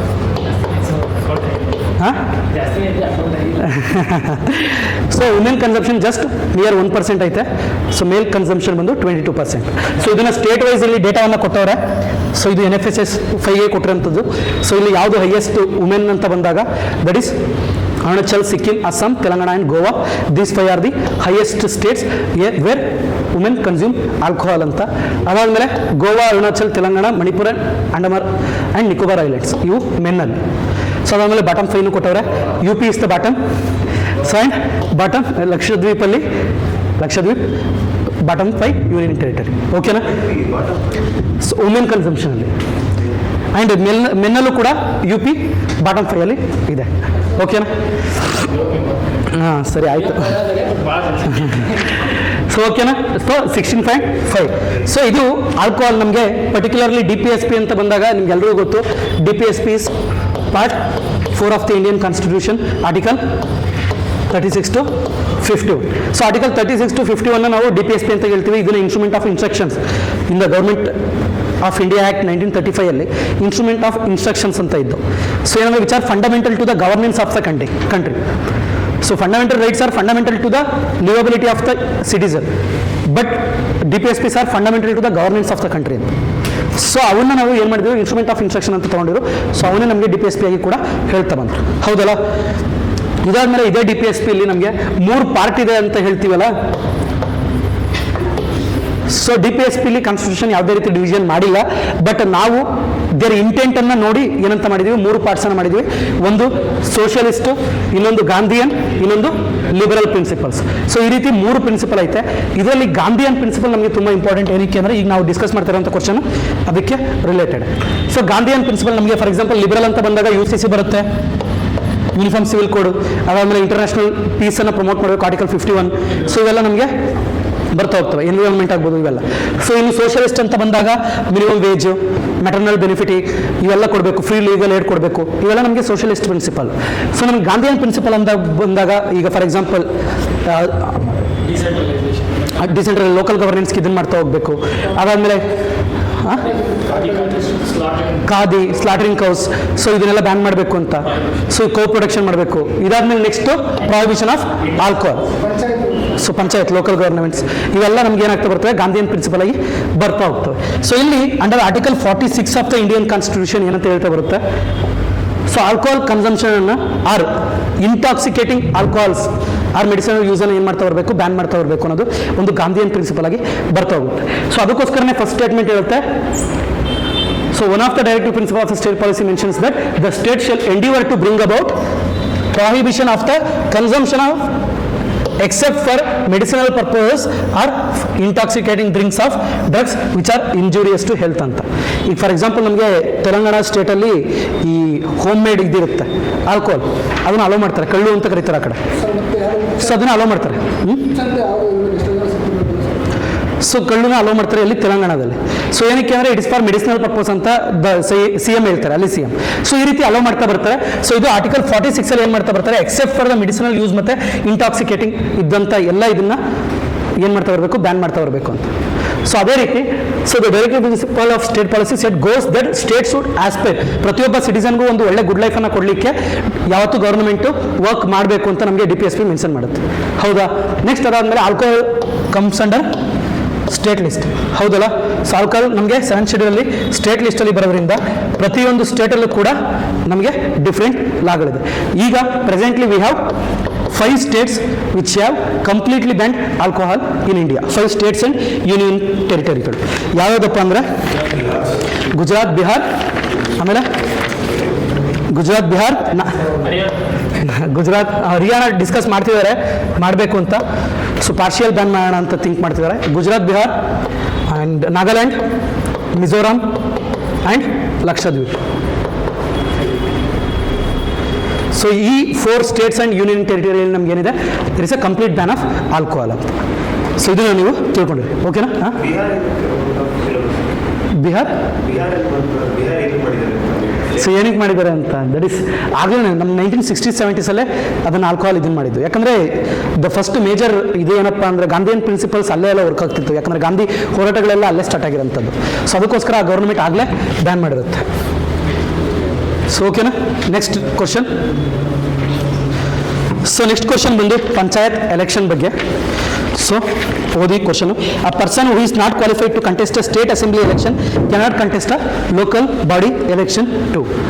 ಕರೆಕ್ಟಾ? So this statement wrong. So the election to panchayats are conducted by the state election commission which is subordinate to central election commission. Correct? So discuss ಮಾಡೋಣ. ಫಸ್ಟು ನಮಗೆ ಪಂಚಾಯತ್ ಎಲೆಕ್ಷನ್. ಸೊ ನಿಮ್ಮೆಲ್ರಿಗೂ ಗೊತ್ತು panchayat election ನಮಗೆ around 73rd amendment act 1992 ಅಲ್ಲಿ ಏನು ಮಾಡ್ತಾ ಬರ್ತೀವಿ, panchayat ಅಮೆಂಡ್ಮೆಂಟನ್ನು ತಗೊಬರ್ತೀವಿ. So ಇಲ್ಲಿ ನಮಗೆ ಪಂಚಾಯತನ್ನು ನಾವು ಕ್ರಿಯೇಟ್ ಮಾಡಲಿಲ್ಲ. ಪಂಚಾಯತ್ ನಮಗೆ ಏನ್ಷಿಯಂಟ್ ಟೈಮಿಂದನೂ ಐತೆ, ಹೌದಲ್ಲ? ಸಭಾ ಸಮಿತಿ ಇವನ್ನೆಲ್ಲ ನೋಡ್ತಾ ಬಂದರೆ ಸೊ ನಮಗೆ ಪಂಚಾಯತನ ವರ್ಡೇ ನೋಡಿ, ಪಂಚಾಯತನ ವರ್ಡು ಏನ್ಷಿಯಂಟ್ ಇದರಿಂದ ಬಂದಿದ್ದು, ಸಂಸ್ಕೃತ್ ಇಂದ. ಸೊ ಪಂಚಾಯತ್ ಅಂತ ಹೇಳಿದ್ರೆ it is a group of 5 people who are the elders of the village. ಅದರಲ್ಲಿ ಒಬ್ಬ ಇನ್ಕ್ಲೂಡಿಂಗ್ ಸೇಜ್ ಆಲ್ಸೋ ಅಂತ. ಸೊ ಅತಿ ಬುದ್ಧಿವಂತರು ಯಾರು ಇರ್ತಿದ್ರು, ಆ 5 ಜನದ ಗ್ರೂಪ್ ಏನು ಮಾಡ್ತಿದ್ರು, ವಿಲೇಜ್ ಅಡ್ಮಿನಿಸ್ಟ್ರೇಷನ್ ನೋಡ್ಕೊತಿತ್ತು ಅಂತ. ಅದಕ್ಕೆ ನಾವು ಪಂಚಾಯತ್ ಅಂತ ಕರಿತೀವಿ. ಅದನ್ನು ನಾವು ಲೋಕಲ್ ಗವರ್ನೆನ್ಸ್ಗೂ ಇನ್ಕ್ಲೂಡ್ ಮಾಡ್ಕೊಂಡ್ಬಂದಿದ್ದು. ಬಟ್ 1992 ಆ್ಯಕ್ಟಿಂದ ಏನಾಯಿತು ಅಂದರೆ ಇಟ್ ಕಾನ್ಸ್ಟಿಟ್ಯೂಷನಲೈಸ್ ಅಂತ. ಸೊ ಇಟ್ ಕ್ರಿಯೇಟೆಡ್ ಪಂಚಾಯತ್ಸ್ ಅಂತ ಹೇಳಿದ್ರೆ ಅದು wrong statement. It constitutionalise panchayats in our local governance in India ಅಂತ ಹೇಳ್ತಾ ಬರಬೇಕು. ಸೊ ಈ ಪಂಚಾಯತ್ ಬೆನಿಫಿಟ್ಸ್ ಏನು ಅಂತ ಪ್ರತಿಯೊಬ್ಬರಿಗೂ ಗೊತ್ತು, ಅದ್ರ ಬಗ್ಗೆ ತುಂಬ ಡಿಸ್ಕಸ್ ಮಾಡಿದ್ದೀವಿ already. So provides foundation to the democratic structure, decentralisation, bottom up approach, ಪ್ರತಿಯೊಂದು ನಮ್ಗೆ ಏನಾಗ್ತಾ ಬರ್ತದೆ, ಲೋಕಲ್ ಗವರ್ಮೆಂಟ್ಸ್ ಬೆನಿಫಿಟ್ ಆಗ್ತಾ ಬರ್ತಾ ಹೋಗ್ತದೆ. ಸೊ ಇಲ್ಲಿ ಎಲೆಕ್ಷನ್ ಯಾವ ರೀತಿ ಆಗಬೇಕು ಅಂತ. ಸೊ ಫಸ್ಟು ಎಲೆಕ್ಷನ್ ಯಾವ ರೀತಿ ಆಗಬೇಕು ಅಂದರೆ, so same as Lok Sabha and the state legislative assembly. So ಇದಕ್ಕೂ ಕೂಡ ಎಷ್ಟು ಇಯರ್ ಟರ್ಮ್ ಇರುತ್ತೆ? 5 ಇಯರ್ ಟರ್ಮು. ಸೊ ಆ್ಯಂಡ್ ಇದಕ್ಕೋಸ್ಕರನೇ ಪ್ರತಿ ಸ್ಟೇಟ್ಗೂ ಒಂದು ಸ್ಟೇಟ್ ಎಲೆಕ್ಷನ್ ಕಮಿಷನನ್ನು ಎಸ್ಟಾಬ್ಲಿಷ್ ಮಾಡಬೇಕು ಅಂತ. ಸೊ ಇದಾದಮೇಲೆ ನೆಕ್ಸ್ಟು ಇನ್ನೇನಿದೆ, ಸೊ ಈ 5 ಇಯರ್ ಟರ್ಮಲ್ಲಿ ಏನಾಗಬೇಕು, ಏನಾದರೂ ಅಕಸ್ಮಾತ್ ಡಿಸಲ್ಯೂಷನ್ ಆದರೆ ರೀಎಲೆಕ್ಷನ್ ವಿತಿನ್ 6 ಮಂತಲ್ಲಿ ರೀಎಲೆಕ್ಷನ್ ಆಗಬೇಕು, ಹೌದಾ? ಸೊ ಮತ್ತೆ ರೀಎಲೆಕ್ಷನ್ ಆಗಿರೋಂಥ ಬಾಡಿ ನಮಗೆ ಸ್ಟೇಟ್ ಲೆಜಿಸ್ಲೇಟಿವ್ ಅಸೆಂಬ್ಲಿಯಲ್ಲಿ ಏನಾಗ್ತಾ ಬರುತ್ತೆ, ರೀಎಲೆಕ್ಷನ್ ಆದರೆ ಕಂಟಿನ್ಯೂ ಅನದರ್ 5 ಇಯರ್ಸ್ ಆಗುತ್ತೆ. ಬಟ್ ಇಲ್ಲಿ ರೀಎಲೆಕ್ಷನ್ ಆದರೆ just for the reminder of the term ಅಂತ. ಸಿ ಫಾರ್ ಎಕ್ಸಾಂಪಲ್ ಈಗ USA president. So USA president ಅಕಸ್ಮಾತ್ ಸತ್ತಾಗ ವೈಸ್ ಪ್ರೆಸಿಡೆಂಟ್ ಏನಾಗ್ತಾರೆ, he will become the president but for the reminder of the term, not for the full term, ಹೌದಲ್ಲ? So ಅದೇ ರೀತಿ ಇಲ್ಲೂ ಕೂಡ ಅಷ್ಟೇ, ಎಲೆಕ್ಷನ್ ಏನಾದರೂ ವಿತಿನ್ 2 ಇಯರ್ಸ್ ಇತ್ತು ಅಂದ್ಕೊಂಡ್ರೆ ಆ ಟೈಮಲ್ಲಿ ಡಿಸಲ್ಯೂಷನ್ ಆದರೆ ಏನಾಗುತ್ತೆ, ಸೊ ಮತ್ತೆ ಎಲೆಕ್ಟ್ ಆದಂಥ ಬಾಡಿ ಓನ್ಲಿ ಫಾರ್ 2 ಇಯರ್ಸ್ ಇರುತ್ತೆ, not for the complete 5 years. So within 6 month election ಇರಬೇಕು. ಬಟ್ ಇಲ್ಲೂ ಕೂಡ ಒಂದು ಕಂಡೀಷನ್ ಇದೆ, ನೆಕ್ಸ್ಟ್ ಎಲೆಕ್ಷನ್ಗೆ ಏನಾದರೂ ಬರೀ 6 ಮಂತ್ ಟೈಮ್ ಇದ್ದರೆ ಸೊ ಆಗ ಎಲೆಕ್ಟ್ ಆದಂಥ ಬಾಡಿ ಕಂಪ್ಲೀಟ್ 5 ಇಯರ್ಸ್ ಇರುತ್ತೆ ಅಂತ. ಓಕೆನಾ? ಸೊ ಇದಾದಮೇಲೆ ಸ್ಟೇಟ್ ಎಲೆಕ್ಷನ್ ಕಮಿಷನನ್ನು ಎಸ್ಟಾಬ್ಲಿಷ್ ಮಾಡಿದ್ರು ಸಪ್ರೇಟು. ನೆಕ್ಸ್ಟು ಸ್ಟೇಟ್ ಫೈನಾನ್ಸ್ ಕಮಿಷನನ್ನು ಕೂಡ ಎಸ್ಟಾಬ್ಲಿಷ್ ಮಾಡಿದ್ದಾರೆ ಫಾರ್ ದ ಫಂಡ್ ಡಿಸಲ್ಯೂಷನ್. ಇದಾದಮೇಲೆ ನೆಕ್ಸ್ಟ್ ನಮಗೆ ರಿಸರ್ವೇಷನ್ ಇದೆ for SCs and ST population in proportion to their ಏನು ಪಾಪ್ಯುಲೇಷನ್. ಸೊ ಇದು ನಮಗೆ ಮ್ಯಾಂಡೇಟರಿ ಪ್ರಾವಿಷನ್ ಆಗಿ ಬರುತ್ತೆ. But for OBC it is a voluntary provision. ಯಾವುದಾದ್ರೂ ಸ್ಟೇಟು OBCಗೆ ರಿಸರ್ವೇಷನ್ ಕೊಡ್ತೀವಿ ಅಂದರೆ ದೇ ಕ್ಯಾನ್ ಗಿವ್. ಇದಾದಮೇಲೆ ವುಮೆನ್ಗೆ ರಿಸರ್ವೇಷನ್ ಇದೆ ಅಟ್ 1/3, ಹೌದಾ? ಸೊ ಈ ಸ್ಟೇಟ್ ಎಲೆಕ್ಷನ್ ಕಮಿಷನ್ ನಮಗೆ ಈ ಕ್ವಶನ್ಗೆ ತುಂಬ ಇಂಪಾರ್ಟೆಂಟು. ಏನಕ್ಕೆ ಅಂದರೆ ಸ್ಟೇಟ್ ಎಲೆಕ್ಷನ್ ಕಮಿಷನನ್ನು it is an independent body, not a subordinate to central election commission central. ಸೆಂಟ್ರಲ್ ಎಲೆಕ್ಷನ್ ಕಮಿಷನ್ is separate, state election commission is separate ಅಂತ. ಸೊ ಇವರು ಸಬಾರ್ಡಿನೇಟ್ ಆಗಿ ವರ್ಕ್ ಆಗಲ್ಲ, it is an independent body ಅಂತ. So ಇಲ್ಲಿ ನಮಗೆ ಅಪಾಯಿಂಟ್ಮೆಂಟು ಮತ್ತು ಟೆನ್ಯೂರನ್ನು ಸ್ಟೇಟ್ ಲೆಜಿಸ್ಲೇಟಿವ್ ಅಸೆಂಬ್ಲಿಯ ಲಾ ಮೂಲಕ ಅವರು ಏನು ಮಾಡ್ತಾ ಬರ್ತಾರೆ, ಒಂದು ಲಾ ಪಾಸ್ ಮಾಡಬೇಕು, how tenure and appointment should be ಅಂತ. ಸ್ಟೇಟ್ ಎಲೆಕ್ಷನ್ಸ್ಗೆ ಸ್ಟೇಟ್ ಎಲೆಕ್ಷನ್ ಇಲ್ಲ, only for local governance. Local state elections ಅಲ್ಲಿ ಇಲ್ಲ ಇರಲ್ಲ. ಲೋಕಲ್ ಗವರ್ನೆನ್ಸ್ ಬಿಟ್ಟರೆ ಇವ್ರಿಗೆ ಇನ್ವಾಲ್ವ್ಮೆಂಟ್ ಎಲ್ಲೂ ಇರಲ್ಲ. ಲೋಕಲ್ ಗವರ್ನೆನ್ಸ್ ಅಂತ ಬಂದಾಗ ನಮಗೆ panchayat, municipality election, mayor election, corporate election ಇವೆಲ್ಲ ಬರ್ತಾರೆ ಹೊರತು ಸ್ಟೇಟ್ ಎಲೆಕ್ಷನ್ MP, MLA ಮತ್ತು ಪ್ರೆಸಿಡೆಂಟ್, ವೈಸ್ ಪ್ರೆಸಿಡೆಂಟ್ ಈ 4 ಎಲೆಕ್ಷನ್ಗೆ ದ ಕಂಪ್ಲೀಟ್ ಜವಾಬ್ದಾರಿ ನಮ್ಮದು ಸೆಂಟ್ರಲ್ ಎಲೆಕ್ಷನ್ ಕಮಿಷನ್. ಓಕೆನಾ. ಇಲ್ಲಿ ಸ್ಟೇಟ್ ಎಲೆಕ್ಷನ್ ಕಮಿಷನರ್ನ ಅಪಾಯಿಂಟ್ ಮಾಡೋಂಥ ಕೆಲಸ ಗವರ್ನರ್ದು. ಸೊ ಅದು ಯಾವ ರೀತಿ ಅಪಾಯಿಂಟ್ ಆಗಬೇಕು, ಅವ್ರ ಟೆನ್ಯೂರ್ ಎಷ್ಟಿರಬೇಕು, ಅವ್ರ ಸಂಬಳ ಎಷ್ಟಿರಬೇಕು, ಪ್ರತಿಯೊಂದನ್ನು ಡಿಸೈಡ್ ಮಾಡೋದು ಸ್ಟೇಟ್ ಲೆಜಿಸ್ಲೇಟಿವ್ ಆ್ಯಕ್ಟ್ಗಳು. ಸೊ ಅದಕ್ಕೋಸ್ಕರ it will be differ from one state to another state ಅಂತ. ಅರ್ಥ ಆಯ್ತಾ. ಸೊ ಇದಾದ್ಮೇಲೆ ನೆಕ್ಸ್ಟು ನಮಗೆ ರಿಮೂವಲ್ ಯಾವ ರೀತಿ ಆಗುತ್ತೆ ಅಂದರೆ it is same as high court judge. So ನಿಮ್ಗೆ ಗೊತ್ತು ಸೆಂಟ್ರಲ್ ಎಲೆಕ್ಷನ್ ಕಮಿಷನರ್ ರಿಮೂವಲ್ ಕೂಡ same as supreme court judge ಅಂತ. ಸೊ ಅದೇ ರೀತಿ ನಮಗೆ ಗೊತ್ತಾ ಯಾರಾದರೂ ವಿರುದ್ಧ ಹೋಗಿದೆ ಅಂತ ರಿಮೂವಲ್ಗೆ, removal of central election commissioner ಯಾರಾದರೂ ಮೋಷನ್ ಮೂವ್ ಆಗಿರೋದು?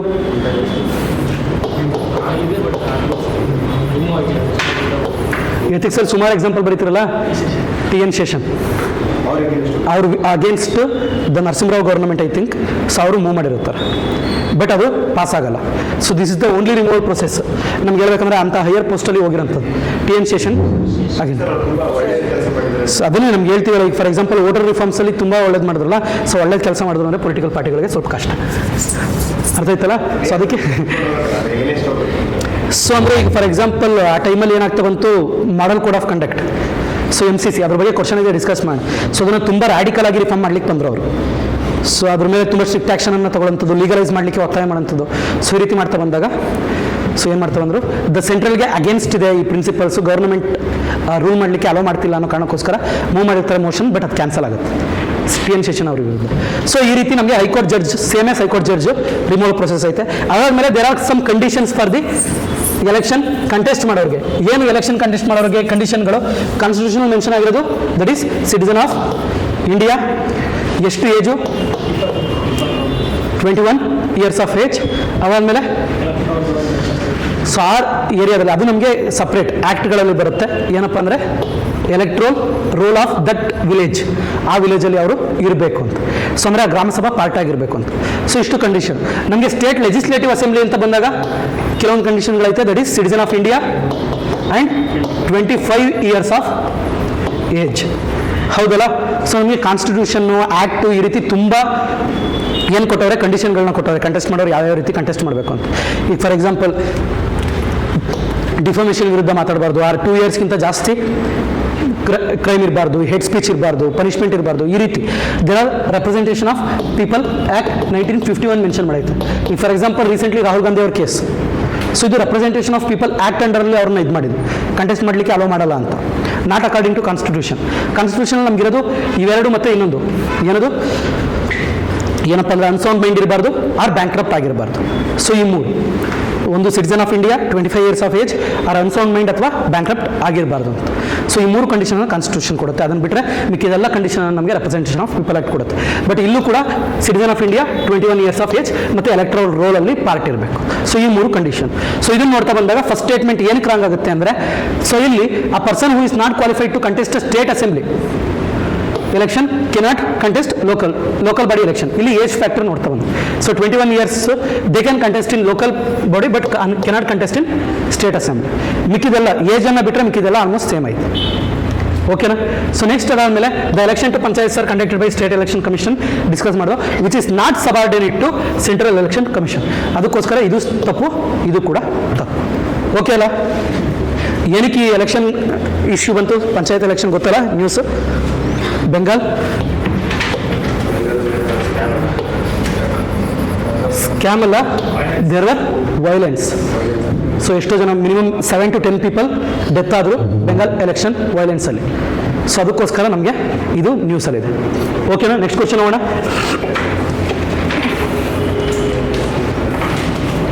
Substantive equality. Substantive equality adopted by some countries means that. So, ಗೊತ್ತಾ ಸಬ್ಸ್ಟ್ಯಾಂಟಿವ್ ಈಕ್ವಾಲಿಟಿ ಅಂದರೆ? ಈಕ್ವಿಟಿ. Very good. ಸೊ ನಮಗೆ ಎರಡು ರೀತಿ ಕಾನ್ಸೆಪ್ಟ್ ಐತೆ, that is equality and equity ಅಂತ.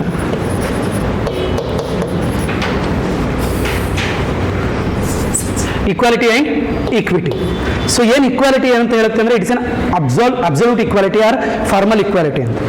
ಸೊ ಇಲ್ಲಿ ಯಾವುದೇ ರೀತಿ ಡಿಸ್ಕ್ರಿಮಿನೇಷನ್ ಆಗಲ್ಲ. ಅಂಡರ್ ಆರ್ಟಿಕಲ್ 15, ಆರ್ಟಿಕಲ್ 16 ಇವೆಲ್ಲ ನಮ್ಗೆ ಏನು ಹೇಳ್ತಾ ಬರುತ್ತೆ, ಅಬ್ಸಲ್ಯೂಟ್ ಈಕ್ವಾಲಿಟಿಯನ್ನು ಹೇಳ್ತಾ ಬರ್ತವೆ. ಬಟ್ ಈಕ್ವಿಟಿ ಅಂದರೆ there are some disadvantage group. So ಆ ಗ್ರೂಪ್ ಮಾರ್ಜಿನಲೈಸ್ ಗ್ರೂಪ್, ಈ ಗ್ರೂಪ್ಗಳಿಗೆ ಬೆನಿಫಿಟ್ ಮಾಡಲಿಕ್ಕೆ ಕೆಲವೊಂದು ಅಫರ್ಮೇಟಿವ್ ಆ್ಯಕ್ಷನ್ಗಳನ್ನು ನಾವು ತಗೋಬೇಕು ಅಂತ. ಸೊ ಇದನ್ನು ನಾವೇನಂತ ಹೇಳ್ತಾ ಬರ್ತೀವಿ, ಈಕ್ವಿಟಿ ಕಾನ್ಸೆಪ್ಟ್ ಅಂತ ಹೇಳ್ತಾ ಬರ್ತೀವಿ. ಸೊ ಸಬ್ಸ್ಟ್ಯಾಂಟಿವ್ ಈಕ್ವಾಲಿಟಿ ಅಂದರೆ ದಟ್ ಈಸ್ ಈಕ್ವಿಟಿ ಅಂತ. ಪರ್ಟಿಕ್ಯುಲರ್ಲಿ ಇಲ್ಲಿ ಕ್ವಶನಲ್ಲಿ ಆನ್ಸರ್ ಹೇಳುತ್ತೆ, ದಟ್ ಈಸ್ ನಾವು ಚೆಕ್ ಮಾಡ್ತಾ ಹೋದರೆ ಪ್ರತಿ ಸ್ಟೇಟ್ಮೆಂಟನ್ನು all peoples must be equal treated at all times ಅಂತ.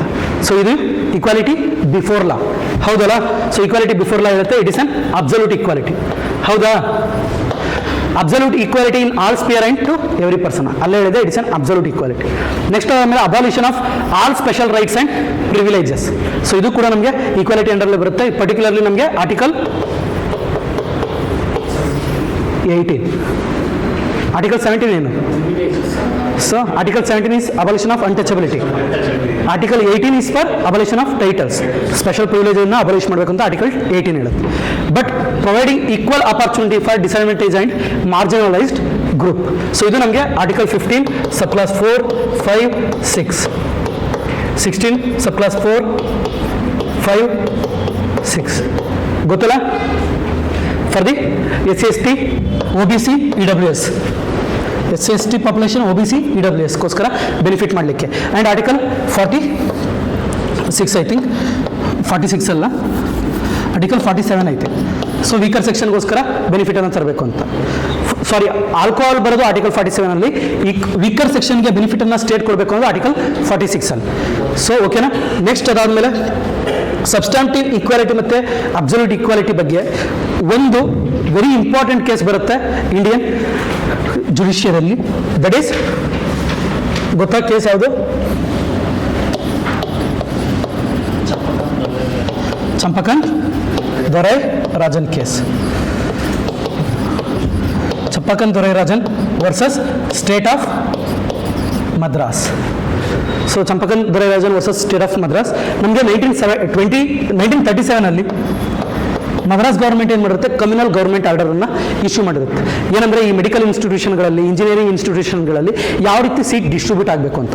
ಈಗ ಫಾರ್ ಎಕ್ಸಾಂಪಲ್ ಬ್ರಾಹ್ಮಿನ್ ಕಮ್ಯುನಿಟಿಗೆ ಒಂದು 5 ಸೀಟು, ಆಂಗ್ಲೋ ಇಂಡಿಯನ್ ಕಮ್ಯುನಿಟಿಗೆ 3 ಸೀಟು, ದಲಿತ ಕಮ್ಯುನಿಟಿಗೆ ಒಂದು 4 ಸೀಟು. ಸೊ ಈ ರೀತಿ ಡಿಸ್ಟ್ರಿಬ್ಯೂಟ್ ಮಾಡಿರ್ತಾರೆ. But she's a Brahmin girl, Champakam Dorai Rajan ಅನ್ನೋರು. ಸೊ ಇವ್ರಿಗೆ ಏನಾಗುತ್ತೆ, ಸೀಟ್ ಸಿಗಲ್ಲ ಇವ್ರು ಹೋಗೋಷ್ಟೊಳಗೆ. ಸೊ ಏನಕ್ಕೆ ಅಂದರೆ ಒಂದು ಸೀಟ್ ಇದ್ರೂ ಕೂಡ ಇವರಿಗೆ ಸೀಟನ್ನು ಕೊಡಲ್ಲ. This seat is reserved for SC population ಅಂತ ಹೇಳಿರ್ತಾರೆ. ಸೊ ಅದಕ್ಕೋಸ್ಕರ ಇವ್ರು ಏನು ಮಾಡ್ತಾರೆ, ಆಫ್ಟರ್ ಇಂಡಿಪೆಂಡೆನ್ಸ್ ದೇ ಪುಟ, ಇಂಡಿಪೆಂಡೆನ್ಸ್ ಆದಮೇಲೆ ಇದೆಲ್ಲ ಆಗಂಥದ್ದು. ಯಾಕಂದರೆ ಕಮ್ಯುನಲ್ ಆರ್ಡರ್ ಅಫರ್ಮೇಟಿವ್ ಆ್ಯಕ್ಷನ್ ಆಗಿ ವರ್ಕ್ ಆಗ್ತಾನೆ ಇರುತ್ತೆ. ಸೊ ಆಗ ಕೇಸ್ ಆಗ್ತಾ ಸುಪ್ರೀಂ ಕೋರ್ಟ್ಗೆ ಹೋಗುತ್ತೆ ಕೇಸು.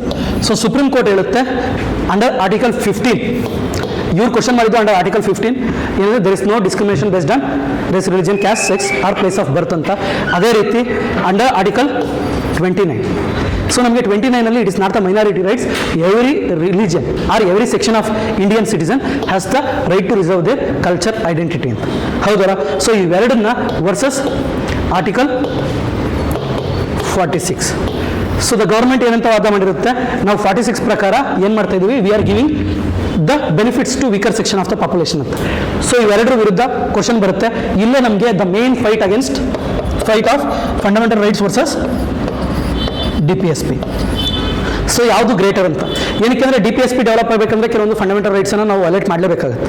ಸೊ ಆಗ ಏನು ಮಾಡುತ್ತೆ, ಸುಪ್ರೀಂ ಕೋರ್ಟ್ ತೀರ್ಪು ಕೊಡೋದು ಚಂಪಕನ್ ದೊರೈ ರಾಜ್ ಕೇಸಲ್ಲಿ DPSP cannot override fundamental rights ಅಂತ. So that's why we are declaring communal government order of 1937 as null and void ಅಂತ. ಸೊ ಯಾವುದೇ ರೀತಿ ಅಫರ್ಮೇಟಿವ್ ಆ್ಯಕ್ಷನ್ ಕೊಡೋಂಗಿಲ್ಲ, which violates article 25, 15 and 29.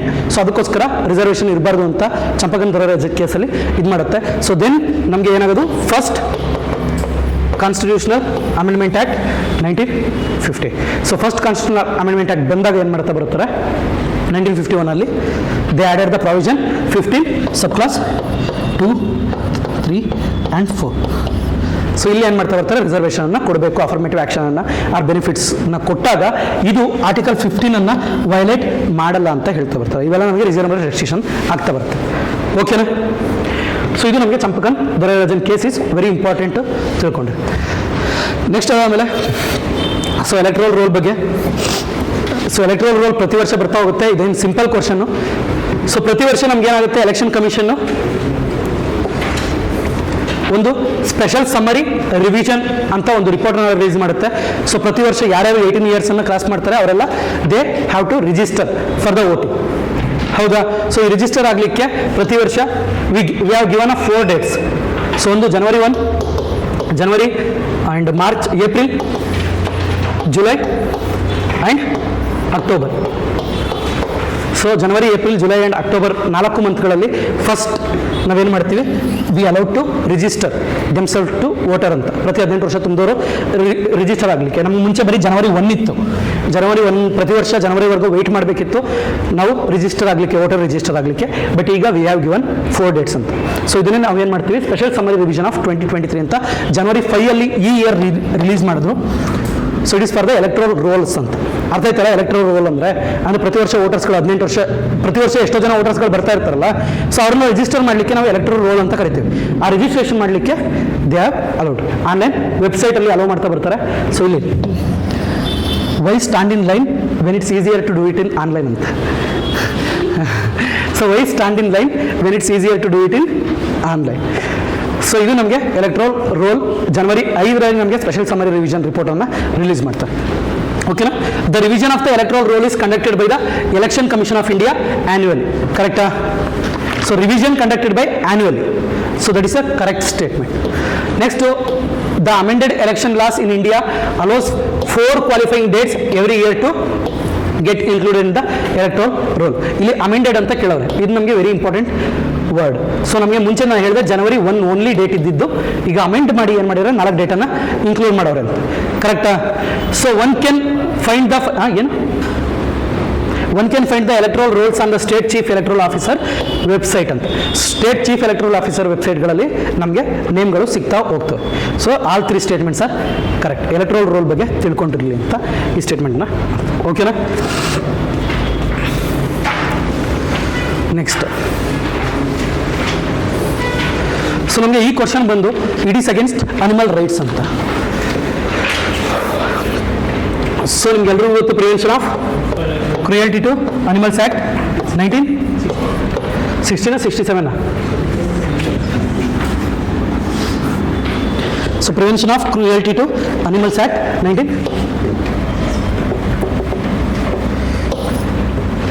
So ಇದೇನು ಹೇಳ್ತಾ ಬರುತ್ತೆ ನಮಗೆ, ರುಕ್ಮಿಣಿ ದೇವಿ ಅರುಂಧಲೆ ಅಂತ ಒಬ್ಬರು ಮ್ಯಾಮ್ ಇದ್ದಾರೆ. She is very important personality. ನಮಗೆ India Today the top 100% which shape the India's future or modern ಇಂಡಿಯಾನ ಶೇಪ್ ಮಾಡಿದಂಥ ಟಾಪ್ 100%ಅಲ್ಲಿ ಅವರು ಕೂಡ ಒಬ್ಬರು. ಸೊ ಇಂಡಿಯಾ ಟುಡೇ ರಿಲೀಸ್ ಮಾಡಿರೋಂಥ ರಿಪೋರ್ಟಲ್ಲಿ. So she was famous Bharatanatyam artist. So ನಿಮ್ಗೆಲ್ಲರಿಗೂ ಗೊತ್ತಿರಬೇಕು, ಭರತನಾಟ್ಯಂನ ನಾವೇನು ಮಾಡ್ತಿದ್ದೋ, ಒಂದು ಆರ್ಥೋಡಾಕ್ಸ್ ಮೈಂಡ್ ಸೆಟ್ ಏನು ಮಾಡ್ತಿತ್ತು, it is a culture or practice of devadasis ಅಂತ. ಸೊ ಅದನ್ನು ಮಾತ್ರ ಅವ್ರನ್ನ ಒಂದು ಐಸೋಲೇಷನ್ ಮಾಡಿಟ್ಟಿದ್ರು ಅಂತ. ಸೊ ಅದಕ್ಕೋಸ್ಕರ ಏನು ಮಾಡ್ತಾರೆ, ಅದರಲ್ಲಿ ಸಾದಿರ್ ಅಂತ ಒಂದು ಟರ್ಮ್ ಬರುತ್ತೆ, ದ ಡ್ಯಾನ್ಸ್ ಫಾರ್ಮ್. ಅದು ಕೂಡ ಒಂದು ರೀತಿಯ different dance forms which is preserved for devadasi system only. ಅದನ್ನು ಇವರು ಪ್ರಾಕ್ಟೀಸ್ ಮಾಡಿ ಏನು ಮಾಡ್ತಾ ಬರ್ತಾರೆ, ಅದಕ್ಕೆ ನ್ಯಾಷನಲ್ ರೆಕಗ್ನಿಷನ್ ಸಿಗಲಿಕ್ಕೆ ಅವಕಾಶ ಮಾಡಿಕೊಡ್ತಾರೆ. ಅದಕ್ಕೋಸ್ಕರ she was very famous, Rukmini Devi Arundale. So ಅದ್ರ ಜೊತೆ ಇವ್ರು ಏನು ಮಾಡ್ತಾರೆ, she was married to George Arundale ಅಂತ. ಸೊ ಜಾರ್ಜ್ ಅರುಂಧಲೆ ಥಿಯೋಸಫಿಕಲ್ ಸೊಸೈಟಿಯ ಸೆಕ್ರೆಟರಿ ಆಗಿ ವರ್ಕ್ ಆಗಿರ್ತಾರೆ. ಸೊ ಅದಾದಮೇಲೆ she was also elected for president of Theosophical Society and she worked in other nations also. Theosophical Society ಬಗ್ಗೆ ನಿಮ್ಗೆ ಗೊತ್ತಿರಬೇಕು. Theosophical Society is for the preserve and revival of Hindu culture. ಹೌದಲ್ಲ? ಇಂಡಿಯಾದಲ್ಲಿ ನಮಗೆ madam any Besant president ಆಗಿ ಬರೋಂಥದ್ದು theosophical ಸೊಸೈಟಿಗೆ. So madam ಬ್ಲಾವೆಟ್ಸ್ಗೆ ಅವರು open ಮಾಡಿದ್ದು ಥಿಯೋಸಫಿಕಲ್ ಸೊಸೈಟಿಯನ್ನು. ಸೊ ಇಲ್ಲಿ ನಮಗೆ ದ ವರ್ಲ್ಡ್ ಏನ್ಷಿಯಂಟ್ ಕಲ್ಚರ್ಗಳು ಏನೇನಿದೆ ಅದನ್ನು ರಿವೈವ್ ಮಾಡಬೇಕು ಅನ್ನೋದು ಥಿಯೋಸಫಿಕಲ್ ಸೊಸೈಟಿ ಐಡಿಯಾಗಳು. ಸೊ ಇದರಲ್ಲಿ ನಮಗೆ ಫೇಮಸ್ ಆಗಿ ಬರೋಂಥವ್ರು ರುಕ್ಮಿಣಿ ದೇವಿ ಅರುಂಧಲೆ ಅವರು ಬರ್ತಾರೆ, ಜಾರ್ಜ್ ಅರುಂಧಲೆ ಅವರು ಬರ್ತಾರೆ. ಸೊ ಓಕೆನಾ? ಇದಾದ್ಮೇಲೆ ನೆಕ್ಸ್ಟ್ ನಮಗೆ ರುಕ್ಮಿಣಿ ದೇವಿ ಅರುಂಧಲೆ ಏನಕ್ಕೆ ಡಿಸ್ಕಸ್ ಮಾಡ್ತೀವಿ ಅಂದರೆ, she was the first chairman of animal welfare board of India. So animal welfare board ಅನ್ನೋದು ನಾವು prevention of cruelty to animal act. So for the first time ಅವ್ರು ಏನು ಮಾಡ್ತಾ ಬರ್ತಾರೆ, ಅನಿಮಲ್ ರೈಟ್ಸ್ ವಿರುದ್ಧ, ಅನಿಮಲ್ ರೈಟ್ಸ್ ಪರವಾಗಿ ಹೋರಾಟ ಮಾಡ್ಲಿಕ್ಕೆ ಸ್ಟಾರ್ಟ್ ಮಾಡ್ತಾರೆ. ಅನಿಮಲ್ಗೂ ಕೂಡ ನಾವು ರೈಟ್ಸನ್ನು ಕೊಡಬೇಕು ಅಂತ. ಯಾಕಂದರೆ ನಮಗೆ ಯಾವುದೇ ಫಂಡಮೆಂಟಲ್ ರೈಟ್ಸಲ್ಲಿ ಕೂಡ ಯಾವುದೇ DPSP ಒಂದನ್ನು ಬಿಟ್ಟು DPSPಲಿ ಒಂದರಲ್ಲಿದೆ ಆ್ಯಂಡ್ ಫಂಡಮೆಂಟಲ್ ಡ್ಯೂಟೀಸಲ್ಲಿದೆ. ಇವೆರಡು ನಾನ್ ಜಸ್ಟಿಸಿಯಬಲ್ ಪಾರ್ಟ್. ಇವೆರಡನ್ನ ಬಿಟ್ಟರೆ ಮಿಕ್ಕಿದ ಯಾವುದೇ ಪಾರ್ಟಲ್ಲೂ ಕೂಡ ನಾವು ಅನಿಮಲ್ ರೈಟ್ಸ್ ಬಗ್ಗೆ ಮೆನ್ಷನ್ ಮಾಡಿಲ್ಲ. ಸೊ ಅದಕ್ಕೋಸ್ಕರ ಏನು ಮಾಡ್ತಾರೆ, she work for the animal rights. So ಅದೇ ನಮಗೆ ಅನಿಮಲ್ ವೆಲ್ಫೇರ್ ಬೋರ್ಡನ್ನು ಕ್ರಿಯೇಟ್ ಮಾಡುತ್ತೆ, prevention of cruelty to animal act. So ಅದರದ್ದು ಫಸ್ಟ್ ಚೇರ್ಮನ್ ಆಗಿ ನಮಗೆ ರುಕ್ಮಿಣಿ ದೇವಿ ಅರುಂದಲೆ ಅವರು ವರ್ಕ್ ಮಾಡ್ತಾರೆ. ಸೊ ಇದನ್ನು ನೀವು ತಿಳ್ಕೊಂಡಿರಬೇಕು. ಓಕೆನಾ? ಸೊ ಇಲ್ಲಿ ನಮಗೆ ವೈಲ್ಡ್ ಲೈಫ್ ಪ್ರೊಟೆಕ್ಷನ್ ಆ್ಯಕ್ಟ್ ಕೂಡ ಇದೆ for the protection of wild life. ಅದನ್ನು ನಾವು ಡಿಸ್ಕಸ್ ಮಾಡ್ತಾ ಬರೋಣ ಸಪ್ರೇಟ್. ಸೊ ಫಸ್ಟ್ ಸ್ಟೇಟ್ಮೆಂಟ್ ಹೇಳುತ್ತೆ, ಏನು ಫಸ್ಟ್ ಸ್ಟೇಟ್ಮೆಂಟ್ ಹೇಳುತ್ತೆ?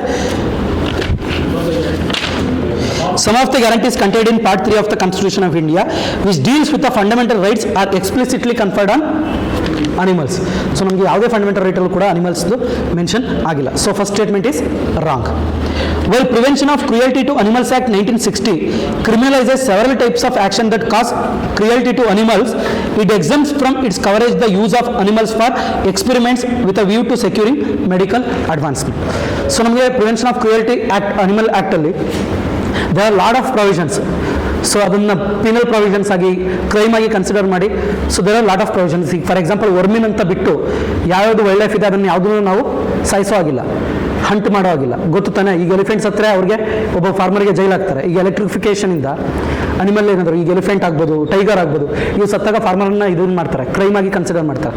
ಸೊ ಅದಕ್ಕೋಸ್ಕರ ನಾವು ಇದು ಮಾಡ್ತೀವಲ್ಲ electrification for the farms, agriculture ಲ್ಯಾಂಡ್ಗಳಿಗೆ, ಅವು ಕೂಡ ಮಿನಿಮಮ್ ಅಮೌಂಟ್ ಆಫ್ ಎಲೆಕ್ಟ್ರಿಫಿಕೇಷನ್ ಆಗಬೇಕು ಹೊರತು ಲಾಟ್ ಆಗಬಾರ್ದು ಅಂತ. ಸೊ ಈ ರೀತಿ there are lot of provision. So ಅದೇ ರೀತಿ ಮತ್ತೆ ಈಗ ಫಾರ್ ಎಕ್ಸಾಂಪಲ್ ಅನಿಮಲ್ ಕಾರಿಡಾರನ್ನು ಕ್ರಿಯೇಟ್ ಮಾಡೋದು, ಇವೆಲ್ಲ ನಮಗೆ ಇಲ್ಲಿಂದನೇ ಬಂದಂಥವು. Prevention of cruelty to animals ಆ್ಯಕ್ಟಿಂದ. ಬಟ್ ಇಲ್ಲಿ ಎಕ್ಸಾಂಪಲ್ ಆಗೋದು ಮೆಡಿಕಲ್ ಎಕ್ಸ್ಪೆರಿಮೆಂಟ್ಗೆ, ಮೆಡಿಕಲ್ ಅಡ್ವಾನ್ಸ್ಮೆಂಟ್ಗೆ ನಾವು ಅನಿಮಲ್ಗಳನ್ನು, ದ ಸ್ಮಾಲ್ ಅನಿಮಲ್ಗಳನ್ನು ಯೂಸ್ ಮಾಡ್ಕೋಬೋದು ಅಂತ ಹೇಳಿದ್ದಾರೆ. ಓಕೆ ಅಲ್ಲ? ಸೊ ಇದು second statement correct statement.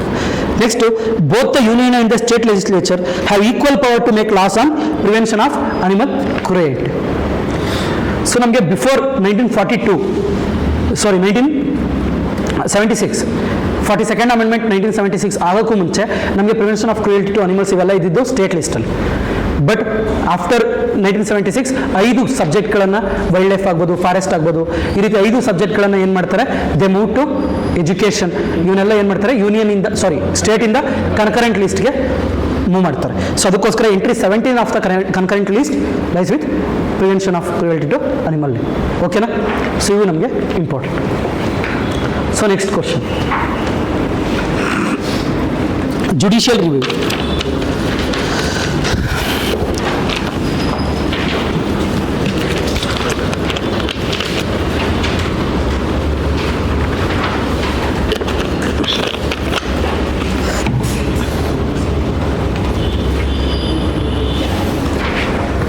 So judicial review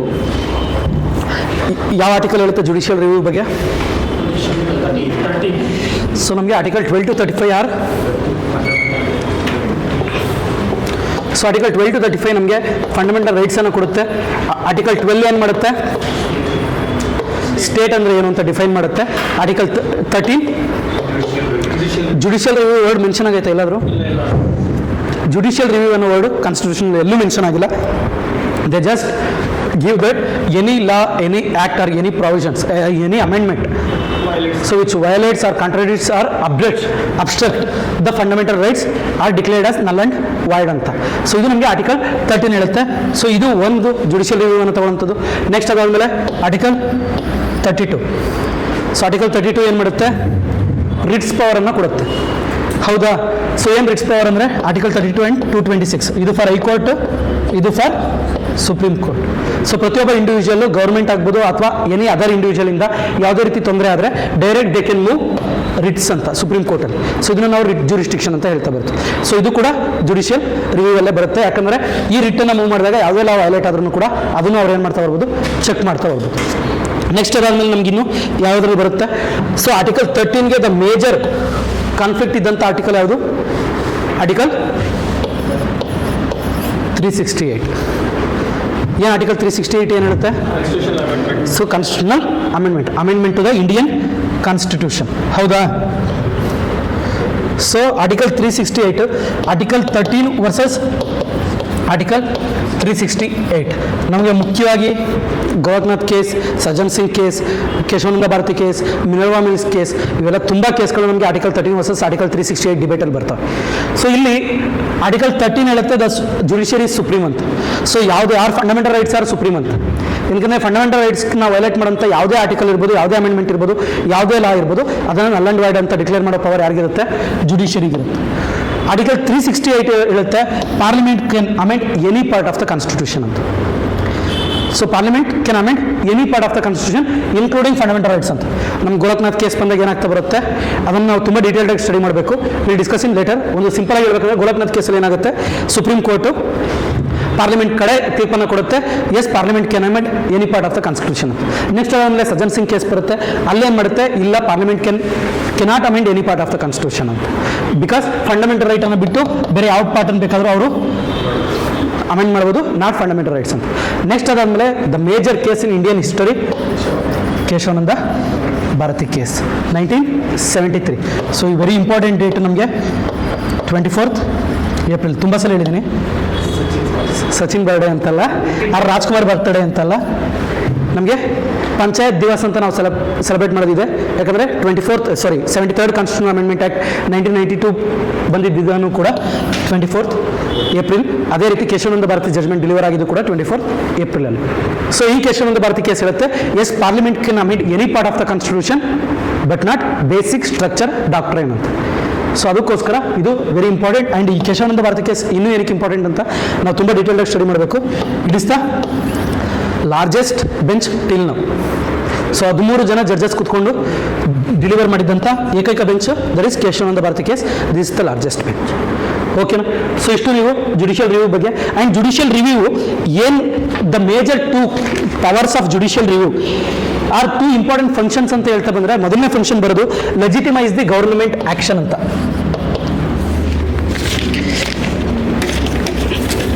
ಲೆಜಿಟಿಮೈಸ್ government action. So government ಮಾಡೋಂಥ ಎಲ್ಲ ಆ್ಯಕ್ಟ್ಗಳನ್ನು, ಲಾಗಳನ್ನು ಇದು ಲೆಜಿಟಿಮೈಸ್ ಇದೆಯಾ, ಕಾನ್ಸ್ಟಿಟ್ಯೂಷನ್ ಪ್ರಕಾರ ಇದೆಯಾ ಅಂತ ಚೆಕ್ ಮಾಡೋಂಥ ಒಂದು important function the judicial review ಇದು. ಇನ್ನೊಂದು ಏನಪ್ಪ ಅಂದರೆ protection of the constitution against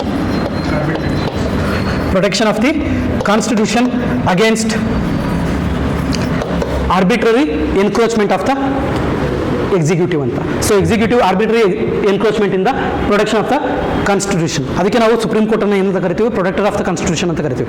protector or guarantor of the fundamental rights ಅಂತ, ಹೌದಲ್ಲ? ಸೊ ಜುಡಿಷಿಯಲ್ ರಿವ್ಯೂ ಇದು 2 important functions. So judicial review of the legislation can be made on which of the following grounds. So ಯಾವ grounds ಮೇಲೆ ನಾವು judicial ರಿವ್ಯೂವನ್ನು ಮಾಡಬೇಕು ಅಂತ. ಒಂದು, whether the legislature processes the competence to enact the law. So legislature ಆ competence ಇದೆಯಾ law ಮಾಡಲಿಕ್ಕೆ ಅಂತ. ಸೊ ಇದನ್ನು ನಾವು ಏನಂತ ಕರಿತೀವಿ, ಯಾವ process? Due process of law. ಹೌದಾ? ಇದ್ರ ಬಗ್ಗೆ ನನಗೆ ಮನೇಕಾ ಗಾಂಧಿ ಕೇಸ್ ತೊಗೊಂಡಿದ್ದೀನಿ, ಅದು ಬಂದಾಗ ಡಿಸ್ಕಸ್ ಮಾಡೋಣ. ಡ್ಯೂ ಪ್ರೊಸೆಸ್ ಆಫ್ ಲಾ ಅಂದ್ರೆ ಏನು, ಪ್ರೊಸೀಜರ್ ಎಸ್ಟಾಬ್ಲಿಷ್ ಬೈ ಲಾ ಅಂದ್ರೆ. Whether the law violates one or the other of the fundamental rights defined in part 3 of the constitution. So ಇವೆರಡು ಗ್ರೌಂಡ್ ಮೇಲೆ ನಾವೇನು ಮಾಡ್ತೀವಿ, ಜುಡಿಷಿಯಲ್ ರಿವ್ಯೂವನ್ನು ಮಾಡ್ತಾ ಬರ್ತೀವಿ. So answer is C, both 1 and 2. So ನಮಗೆ ಹಾಗೇನೆ ಜುಡಿಷಿಯಲ್ ರಿವ್ಯೂ ಅಂತ ಬಂದಾಗ there is one more thing. Judicial review part of basic structure doctrine. Is judicial review part of basic structure doctrine? Yes, under Indira Gandhi versus Rajnarayan case. So ಆ ಕೇಸಲ್ಲಿ ಏನು ಮಾಡ್ತೀವಿ, declare ಮಾಡ್ತೀವಿ. So ಅದಾದಮೇಲೆ next ನಮಗೆ judicial review ಅಂತ ಬಂದಾಗ there is one more provision we have to discuss, ಅಂದರೆ that is so 9th schedule of the Indian Constitution. So constitution under first amendment act 1951 ಏನು ಮಾಡ್ತೀವಿ, there are lot of provision. First amendment ಅಂತ ಬಂದಾಗ ತುಂಬ provisions. ಈಗ for example affirmative ಆ್ಯಕ್ಷನನ್ನು constitutionalise ಮಾಡಿದ್ದು, so ಅದೇ ರೀತಿ 9th schedule ಕ್ರಿಯೇಟ್ ಮಾಡಿದ್ದು. ಸೊ ಈ ರೀತಿ ಫಸ್ಟ್ ಮತ್ತು 7th ಕಾನ್ಸ್ಟಿಟ್ಯೂಷನಲ್ ಅಮೆಂಡ್ಮೆಂಟ್ ಆ್ಯಕ್ಟನ್ನು ನಾವು ನೆನಪಿಟ್ಕೊಳ್ಳೇಬೇಕು.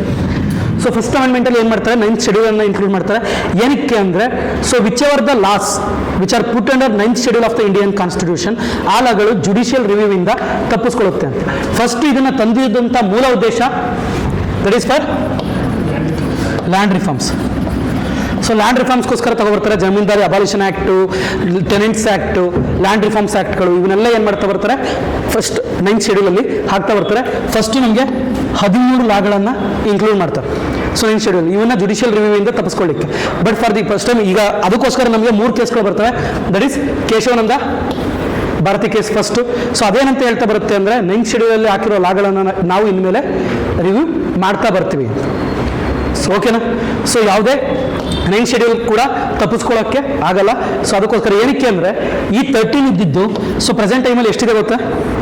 So there 284 laws. ಸೊ ಪ್ರತಿ ಗವರ್ನಮೆಂಟ್ ಏನು ಮಾಡ್ತಾರೆ, ಜುಡಿಷಿಯಲ್ ರಿವ್ಯೂನಿಂದ ತಪ್ಪಿಸ್ಕೊಳ್ಳಿಕ್ಕೆ 284 ಲಾಸ್ ಅನ್ನು ಸ್ಟೇಟಲ್ಲೂ ಹಾಕ್ಬೋದು, ಸೆಂಟ್ರಲ್ಲೂ ಹಾಕ್ಬೋದು.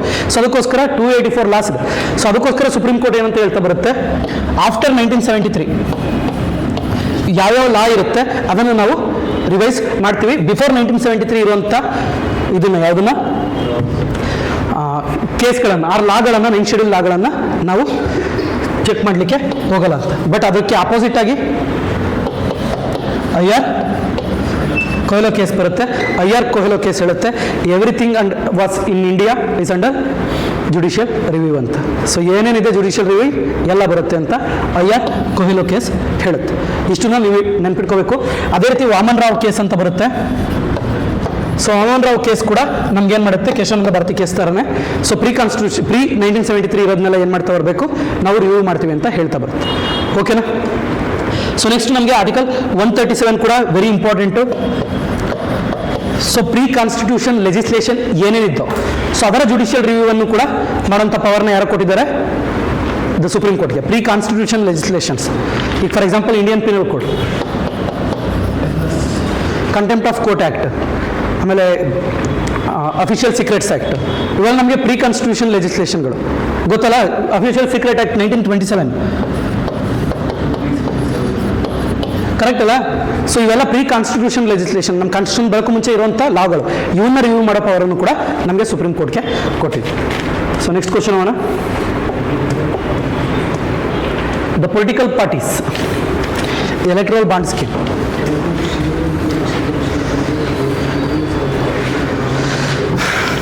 Electoral bond scheme. ಸೊ ಗೊತ್ತಲ್ಲ ಎಲೆಕ್ಟ್ರಲ್ ಬಾಂಡ್ ಸ್ಕೀಮ್ ಅಂದರೆ ಏನು? ಎಲೆಕ್ಟ್ರಲ್ ಬಾಂಡ್ ಸ್ಕೀಮ್ ಅಂದರೆ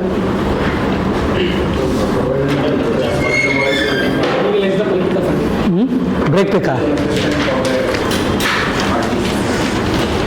ಎಷ್ಟು ಕ್ವಶನ್ ಆಯಿತು ಅಲ್ಲೇ? 9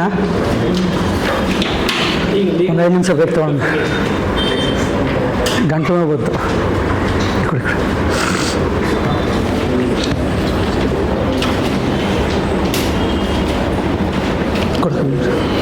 ಕುಡಿ ಅಟೆಂಡ್ ಮಾಡ್ತಾ ಇರಲ್ಲ, ಇಲ್ಲ ನಾನು ನೈಟೇ ಕಳಿಸಿದೆ ಅಲ್ಲ ಪೇಪರ್, ನೈಟೇ ಅಟೆಂಡ್ ಮಾಡಿ ಬರಬೇಕಿತ್ತು. ಈಗ ಆಗಲ್ಲ, ಯಾಕೆಂದರೆ ಮತ್ತೆ ರಿವಿಷನ್ ಓದ್ತಾ ಸುಮ್ಮನೆ ಟೈಮ್ ವೇಸ್ಟ್ ಆಗುತ್ತೆ ಅಂತ.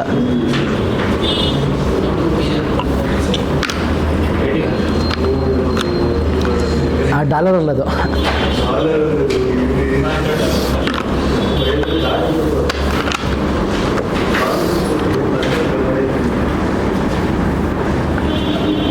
$500 million. ಅದರ 5300 ಸಮಥಿಂಗ್ ಕ್ರೋರ್.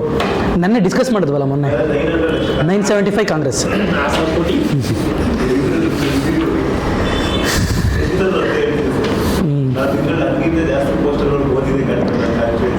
ಜವಾನ್ ಮೂವಿ ನೋಡಿದ್ದೀರಾ? ನೋಡಿದ್ರ ಜವಾನ್ ನೋಡಿ. ಜವಾನಲ್ಲಿ ಲಾಸ್ಟಲ್ಲಿ ಎಲೆಕ್ಟ್ರಲ್ ಬಾಂಡ್ಗೆ ಯಾವ ರೀತಿ ದುಡ್ಡು ಹೋಗ್ತಾ ಇರುತ್ತೆ ಅಂತ ತೋರಿಸ್ತಾರೆ. ಅದನ್ನ ಇವ್ರ ಅಪ್ಪ ಮಕ್ಕಳು ಹೋಗಿ ದೊಡ್ಡ ಇದರಲ್ಲಿ ಬ್ಲಾಸ್ಟ್ ಮಾಡಿ ಹೊಡೆದಾಕೋದು. ನೋಡ್ದ ಮೂವಿ ನಿತೀಶ್? ಜವಾನ್ ಕೊನೆಯಲ್ಲಿ ಕಳಿಸ್ತಾ ಇರ್ತಾರಲ್ಲ ಟ್ರಕ್ಕಲ್ಲಿ ದುಡ್ಡು. ಎಲೆಕ್ಟ್ರಲ್ ಬಾಂಡ್ ಸ್ಕೀಮ್ ಸ್ಟಾರ್ಟ್ ಮಾಡೋಣ. ಎಲೆಕ್ಟ್ರಲ್ ಬಾಂಡ್ ಸ್ಕೀಮ್ ಅಂದರೆ, ಸೊ ಈಗ ಮುಂಚೆ ನಮಗೆ ಎಲೆಕ್ಟ್ರಲ್ ಫಂಡಿಂಗ್ ಯಾವ ರೀತಿ ನಡೀತಿತ್ತು ಅಂದರೆ, ಜಸ್ಟ್ ನಾರ್ಮಲ್ ಫಂಡಿಂಗ್ಗಳು ನಡೀತಾ ಹೋಗ್ತಿದ್ದವು. ಎಲೆಕ್ಟ್ರಲ್ ಪಾರ್ಟಿಗಳಿಗೆ, ಯಾರು ಪೊಲಿಟಿಕಲ್ ಪಾರ್ಟಿಗಳಿಗೆ ತಮ್ಮ ಐಡಿಯಾಲಜಿಗೆ ಮ್ಯಾಚ್ ಆಗುತ್ತೆ ಅವರೆಲ್ಲ ಎಲೆಕ್ಷನನ್ನು ಕಂಡಕ್ಟ್ ಮಾಡಲಿಕ್ಕೆ, ಆ ಪಾರ್ಟಿ ಎಲೆಕ್ಷನ್ ಈಸ್ ಆಗಲಿಕ್ಕೆ ಏನು ಮಾಡ್ತಾ ಬರ್ತಿದ್ರು, ಅಮೌಂಟನ್ನು ಫಂಡ್ ಮಾಡ್ತಾ ಬರ್ತಿದ್ರು. ಸೊ ಅದಕ್ಕೋಸ್ಕರ ಒಂದು ಬಾಂಡನ್ನು ತರಬೇಕು, ಒಂದು ಇನ್ಸ್ಟಿಟ್ಯೂಷನನ್ನು ಪ್ರೊವೈಡ್ ಮಾಡಬೇಕು ಅಂತ ಕಾರಣಕ್ಕೆ ಏನು ಮಾಡ್ತದೆ the government in 2017. So government ಅದೆಷ್ಟು ಡಿಸ್ಕಸ್ ಮಾಡ್ತೀರಾ? ಗೌರ್ಮೆಂಟ್ ಇನ್ ಏನು ಡಿಸ್ಕಸ್ ಮಾಡ್ತಿದ್ದೀವಿ?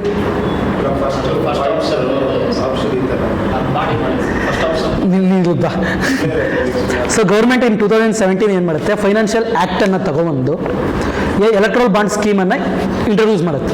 ಸೊ ಎಲೆಕ್ಟ್ರಲ್ ಬಾಂಡ್ ಸ್ಕೀಮ್ ಪ್ರಕಾರ ಏನಪ್ಪ ಅಂದರೆ, ಸೊ ದೇರ್ ಆರ್, ಈಗ ಯಾರಾದರೂ ಕಾಂಟ್ರಿಬ್ಯೂಷನ್ ಮಾಡಬೇಕು ಅಂದರೆ for election political party. So political ಪಾರ್ಟಿಗೆ ಏನಕ್ಕೆ ಅಮೌಂಟ್ ಬೇಕು ಅಂತ ನಿಮ್ಗೆಲ್ಲರಿಗೂ ಗೊತ್ತು, ಹೌದಲ್ಲ? ಏನಕ್ಕೆ? For the is of conducting the elections ಅಂತ. ಸೊ ಎಲೆಕ್ಷನ್ ಕಂಡಕ್ಟ್ ಮಾಡಲಿಕ್ಕೆ ಯಾರ್ಯಾರು ತಮ್ಮ ಐಡಿಯಾಲಜಿ ಜೊತೆ, ಯಾರ್ಯಾರು ತಮ್ಮ ಇಂಟ್ರೆಸ್ಟ್ ಜೊತೆ ಮ್ಯಾಚ್ ಆಗ್ತಾರೆ, ಆ ಪೊಲಿಟಿಕಲ್ ಪಾರ್ಟಿಗಳಿಗೆ ಏನು ಮಾಡ್ತಾ ಬರ್ತಾರೆ? ಫಂಡನ್ನು ಡೊನೇಟ್ ಮಾಡ್ತಾ ಬರ್ತಾರೆ. ಈಗ ಫಾರ್ ಎಕ್ಸಾಂಪಲ್ ಪೊಲಿಟಿಕಲ್ ಪಾರ್ಟಿಗೆ ಜಾಯ್ನ್ ಆಗಲಿಕ್ಕೆ ಪಾರ್ಟಿ ಫೀಸ್ ಇರುತ್ತೆ, ಸೊ ಈ ರೀತಿ ಫಂಡ್ಗಳಿರುತ್ತೆ, there are lot of income ಸೋರ್ಸ್ಗಳು. ಬಟ್ ಪೊಲಿಟಿಕಲ್ ಪಾರ್ಟಿ ಕಂಪ್ಲೀಟಾಗಿ ಡಿಪೆಂಡ್ ಆಗಿರೋದು, ಕಂಪ್ಲೀಟ್ ಅನ್ನೋದಕ್ಕಿಂತ ಆಲ್ಮೋಸ್ಟ್ ಡಿಪೆಂಡ್ ಆಗಿರೋಂಥದ್ದು ಆನ್ ಪಾರ್ಟಿ ಫಂಡಿಂಗ್ ಅಂತ, ಹೌದಲ್ಲ? ಸೊ ಈ ಪಾರ್ಟಿ ಫಂಡಿಂಗ್ಗೆ ನಮಗೆ ಎಷ್ಟೆಷ್ಟೋ ಅವಾಂತರಗಳನ್ನ ಸೃಷ್ಟಿ ಮಾಡೈತೆ, ಅದೆಲ್ಲರೂ ಗೊತ್ತು. ನಾಟ್ ಈಗ ಅಂತಲ್ಲ, ನಮ್ಮ 1947ಇಂದನೂ ಪಾರ್ಟಿ ಫಂಡಿಂಗು ಎಂಥ ದೊಡ್ಡ ಇಶ್ಯೂ ಅಂತ ಎಲ್ರಿಗೂ ಗೊತ್ತು. ಫಾರ್ ಎಕ್ಸಾಂಪಲ್ ನೀವು ಉಪೇಂದ್ರನ್ ಮೂವಿ ನೋಡಿದ್ರೆ, ಸೊ ಮೂವಿಯಲ್ಲಿ ಅವ್ನು ಕಂಪ್ಲೀಟಾಗಿ ತೋರಿಸ್ತಾ ಬರ್ತಾನೆ ಈ ಪಾರ್ಟಿ ಫಂಡಿಂಗಿಂದ ಯಾವ ರೀತಿ ನಮ್ಮ ದೇಶನೇ ಹಾಳಾಗ್ತಿದೆ ಅಂತ. ಸೊ ಅರ್ಥೈತಲ್ಲ? ಅದಾದಮೇಲೆ ನಮಗೆ ಸೂಪರ್ ಮೂವಿಲೂ ಅದೇ ಕ್ವಶನ್ ಮಾಡ್ತಾನೆ ಅವನು. ಸೊ ಈ ರೀತಿ ಎಷ್ಟೋ ಮೂವಿಗಳೈತೆ, ಪಾರ್ಟಿ ಫಂಡಿಂಗೇ ನಮ್ಮ ದೇಶವನ್ನು ಆಲ್ಮೋಸ್ಟ್ ಅರ್ಧಕ್ಕರ್ಧ ಕಂಟ್ರೋಲ್ ಮಾಡೋದು, 75% ಕಂಟ್ರೋಲ್ ಮಾಡೋಂಥದ್ದು. ಸೊ ಅದಕ್ಕೋಸ್ಕರ ನಾವೇನು ಮಾಡ್ತಾ ಬರ್ತೀವಿ, ಈ ಪಾರ್ಟಿ ಫಂಡಿಂಗನ್ನು ಒಂದು ಟ್ರಾನ್ಸ್ಪರೆಂಟ್ ಮಾಡಲಿಕ್ಕೋಸ್ಕರ, ಸೊ ಯಾವ ಪಾರ್ಟಿಗೆ ಎಷ್ಟು ಫಂಡ್ ಹೋಗ್ತೈತೆ ಇದನ್ನು ಟ್ರಾನ್ಸ್ಪರೆಂಟ್ ಮಾಡೋ ಕಾರಣಕ್ಕೋಸ್ಕರ ನಾವು ಎಲೆಕ್ಟ್ರಲ್ ಬಾಂಡ್ ಸ್ಕೀಮನ್ನು ತಂದು ಅಂತ ಹೇಳ್ತಾ ಬರ್ತಾರೆ. ಬಟ್ ಇದು ಟ್ರಾನ್ಸ್ಪರೆಂಟ್ ಮಾಡೋದಕ್ಕಿಂತ ಜಾಸ್ತಿ ಒಪೆಕ್ನೆಸ್ಸೇ ಮಾಡಿತ್ತು. ಸೊ ಓಕೆನಾ? ಈ ಎಲೆಕ್ಟ್ರಲ್ ಬಾಂಡ್ ಸ್ಕೀಮಲ್ಲಿ ಪ್ರತಿಯೊಬ್ಬ ನಾಗರಿಕ ಯಾರು ಆಗ್ಬೋದು, at the denomination of 1000, 10,000, lakh, 10 lakh, 1 ಕೋಟಿ, ಈ ರೀತಿ ಡಿನಾಮಿನೇಷನ್ ಇರುತ್ತೆ ಬಾಂಡ್ಗಳು. ಸೊ ಅವ್ರು ಹೋಗಿ SBI ಬ್ರಾಂಚ್ ಇರುತ್ತೆ. ಸೊ SBI ಯಾವುದೇ ಬ್ರಾಂಚಲ್ಲಾದರೂ ತಗೋಬೋದು, not only the single branch, Delhi branch ಅಂತ ಅಲ್ಲ. ಸೊ ನೋಟಿಫೈಡ್ ಬ್ರಾಂಚ್ಗಳಲ್ಲಿ ಇವನೇನು ಮಾಡ್ತಾ ಬರ್ತಾರೆ, ಹೋಗಿ ಅಲ್ಲಿ ಬಾಂಡನ್ನು ಖರೀದಿ ಮಾಡ್ಬೋದು. ಸೊ ಆ ಬಾಂಡನ್ನು ಖರೀದಿ ಮಾಡಿ ಅದಕ್ಕೆ ಪೇಮೆಂಟ್ ಡಿಜಿಟೈಸ್ ಆಗ್ಬೋದು, ಆರ್ ಕ್ಯಾಶ್ ಪೇಮೆಂಟ್ ಅನ್ನಾದರೂ ಕೊಟ್ಟು ಆ ಬಾಂಡನ್ನು ಯಾವುದಾದ್ರೂ ಪೊಲಿಟಿಕಲ್ ಪಾರ್ಟಿಗೆ ಡೊನೇಟ್ ಮಾಡಲಿಕ್ಕೆ, ಅಕೌಂಟ್ಗೆ ಡೊನೇಟ್ ಮಾಡಲಿಕ್ಕೆ ಕೊಡ್ಬೋದು. ಈ ಅಕೌಂಟು ಎಲೆಕ್ಷನ್ ಕಮಿಷನ್ ಆಫ್ ಇಂಡಿಯಾದಲ್ಲಿ ಇರುತ್ತೆ. So election commission of India ಏನು ಮಾಡ್ತಾ ಇರ್ತದೆ, ನೋಟ್ ಡೌನ್ ಮಾಡ್ಕೊಳ್ತಾ ಇರುತ್ತೆ. ಸೊ ಯಾವ ಪಾರ್ಟಿಗೆ ಎಷ್ಟೆಷ್ಟು ಫಂಡ್ ಬಂದಿದೆ ಅಂತ. ಸೊ ಅದನ್ನು ಡಿಸ್ಟ್ರಿಬ್ಯೂಟ್ ಮಾಡೋ ಕೆಲಸ ಅಂತ ಬ್ಯಾಂಕ್ಗಳು ಮಾಡ್ತಾ ಹೋಗ್ತವೆ. ಸೊ ಇದು ನಮಗೆ ಎಲೆಕ್ಷನ್ ಕಮಿಷನ್ ಆಫ್ ಇಂಡಿಯಾ ಮಾಡುವಂಥದ್ದು. ಸೊ ಏನಕ್ಕೆ ಈಗ ನ್ಯೂಸಲ್ಲಿ ಇದೆ ಅಂದರೆ ADR, association of democratic reforms, ಇದೊಂದು NGO. ಈ NGO ಡೆಮೊಕ್ರೆಟಿಕ್ ರಿಫಾರ್ಮ್ಸ್ ಬಗ್ಗೆ ತುಂಬ ನಮಗೆ, ನೀವು ಗವರ್ನೆನ್ಸ್ ಅಂತ ಬಂದರೆ ಗವರ್ನೆನ್ಸಲ್ಲಿ ಎಷ್ಟೋ ಆನ್ಸರ್ಗಳಿಗೆ ADR ಬರೀಬೋದು. ಸೊ ಅಷ್ಟು ರಿಫಾರ್ಮ್ಸನ್ನು ಇವರು ಸಜೆಸ್ಟ್ ಮಾಡ್ತಾ ಬಂದವರೆ. ಸೊ ಇದರಲ್ಲಿ ಇವರು ಒಂದು ರಿಪೋರ್ಟನ್ನು ಬಿಟ್ಟರು, ಈಗ ಎಲೆಕ್ಟ್ರಲ್ ಬಾಂಡ್ಸಿಂದ the unknown sources of income is increased ಅಂತ. ಏನಾಗುತ್ತೆ ಅಂದರೆ ನಮಗೆ 2 ರೀತಿ ಸೋರ್ಸಸ್ ಆಫ್ ಇನ್ಕಮ್ನ ಇದು ಕ್ಲಾಸಿಫೈ ಮಾಡುತ್ತೆ ADR. ಒಂದು ನೋನ್ ಸೋರ್ಸಸ್ ಆಫ್ ಇನ್ಕಮ್, ಇನ್ನೊಂದು ಅನ್ನೋನ್ ಸೋರ್ಸಸ್ ಆಫ್ ಇನ್ಕಮ್ ಅಂತ. ಸೊ 20,000 ಏನು ಮಾಡ್ತಾರೆ, 20,000 ಇಸ್ ದ ಸ್ಕೇಲ್. 20,000ಗಿಂತ ಜಾಸ್ತಿ ಇರೋಂಥದ್ದು ಅದನ್ನು ನೋನ್ ಸೋರ್ಸಸ್ ಆಫ್ ಇನ್ಕಮ್ ಅಂತ ಹೇಳ್ತಾ ಬರ್ತಾರೆ. ಸೊ 20,000ಗಿಂತ ಜಾಸ್ತಿ ಯಾರ್ಯಾರು ಕೊಡ್ತಾರೆ ಅವ್ರ ಡೀಟೇಲ್ಸ್ ಇರುತ್ತೆ ಬಾಂಡಲ್ಲಿ. ಬಟ್ 20,000ಗಿಂತ ಕಡಿಮೆ ಯಾರ್ಯಾರು ಡೊನೇಟ್ ಮಾಡ್ತಾರೆ, ಸೊ ಅವ್ರದ್ದು ಕಡಿಮೆ ಇರುತ್ತೆ, ಅವ್ರದ್ದು ಇನ್ಫಾರ್ಮೇಷನ್ ಇರಲ್ಲ. ಸೊ ಇದನ್ನು ಅನ್ನೋನ್ ಸೋರ್ಸಸ್ ಆಫ್ ಇನ್ಕಮ್ ಅಂತ ಹೇಳ್ತಾ ಬರ್ತೀವಿ. ಸೊ ಈ unknown sources of income increased ಅಂತ. ಸೊ ಅಂದರೆ ಇದು ಹೇಳ್ತಿದೆ ಅಂದರೆ ಅನ್ನೋನ್ ಸೋರ್ಸಸ್ ಆಫ್ ಇನ್ಕಮ್ ಜಾಸ್ತಿ ಆಗ್ತಿದೆ ಅಂದರೆ ಎಲೆಕ್ಷನ್ ಪೊಲಿಟಿಕಲ್ ಪಾರ್ಟಿಗಳಿಗೆ ಬ್ಲಾಕ್ ಮನಿ ಈಸಿಯಾಗಿ ಸಿಗ್ತಿದೆ ಅಂತ. ಸೊ ಯಾಕಂದರೆ ನೋನ್ ಸೋರ್ಸಸ್ ಬಂದಾಗ 20,000ಕ್ಕಿಂತ ಈಗ ನಾನು ಹೋಗಿ 20,000 ಡೊನೇಟ್ ಮಾಡ್ತೀನಿ ಅಂದರೆ ನಾನು ಡೀಟೇಲ್ಸ್ ಕೊಡ್ತೀನಿ. So I am donating 20,000 to this party, or I am buying this electoral bond ಅಂತ. ಬಟ್ 20,000ಗಿಂತ ಕಡಿಮೆ ಇದ್ದರೆ ಪ್ರತಿಯೊಬ್ಬರದ್ದು ಇದು ಡೀಟೇಲ್ಸ್ ನಾವು ಕ್ಯಾಪ್ಚರ್ ಮಾಡ್ಕೊಳ್ಳಿಕ್ಕೆ ಆಗಲ್ಲ. ಸೊ ಅದಕ್ಕೋಸ್ಕರ ಏನು ಮಾಡ್ತಾರೆ, ಈ ಬ್ಲಾಕ್ ಮನಿಗಳನ್ನು ಬಿಗ್ ಕಂಪನಿಗಳು ಏನು ಮಾಡ್ತಾ ಬರ್ತಾರೆ, ಸೊ ತಮ್ಗೆ ಇಷ್ಟ ಅಂತ ಪೊಲಿಟಿಕಲ್ ಪಾರ್ಟಿಗಳಿಗೆ ಕೊಡಲಿಕ್ಕೆ ಏನು ಮಾಡ್ತಾರೆ, 20,000ಗಿಂತ ಕಡಿಮೆ ಡಿನಾಮಿನೇಷನಲ್ಲಿ ಕೊಡ್ತಾ ಬರ್ತಾರೆ.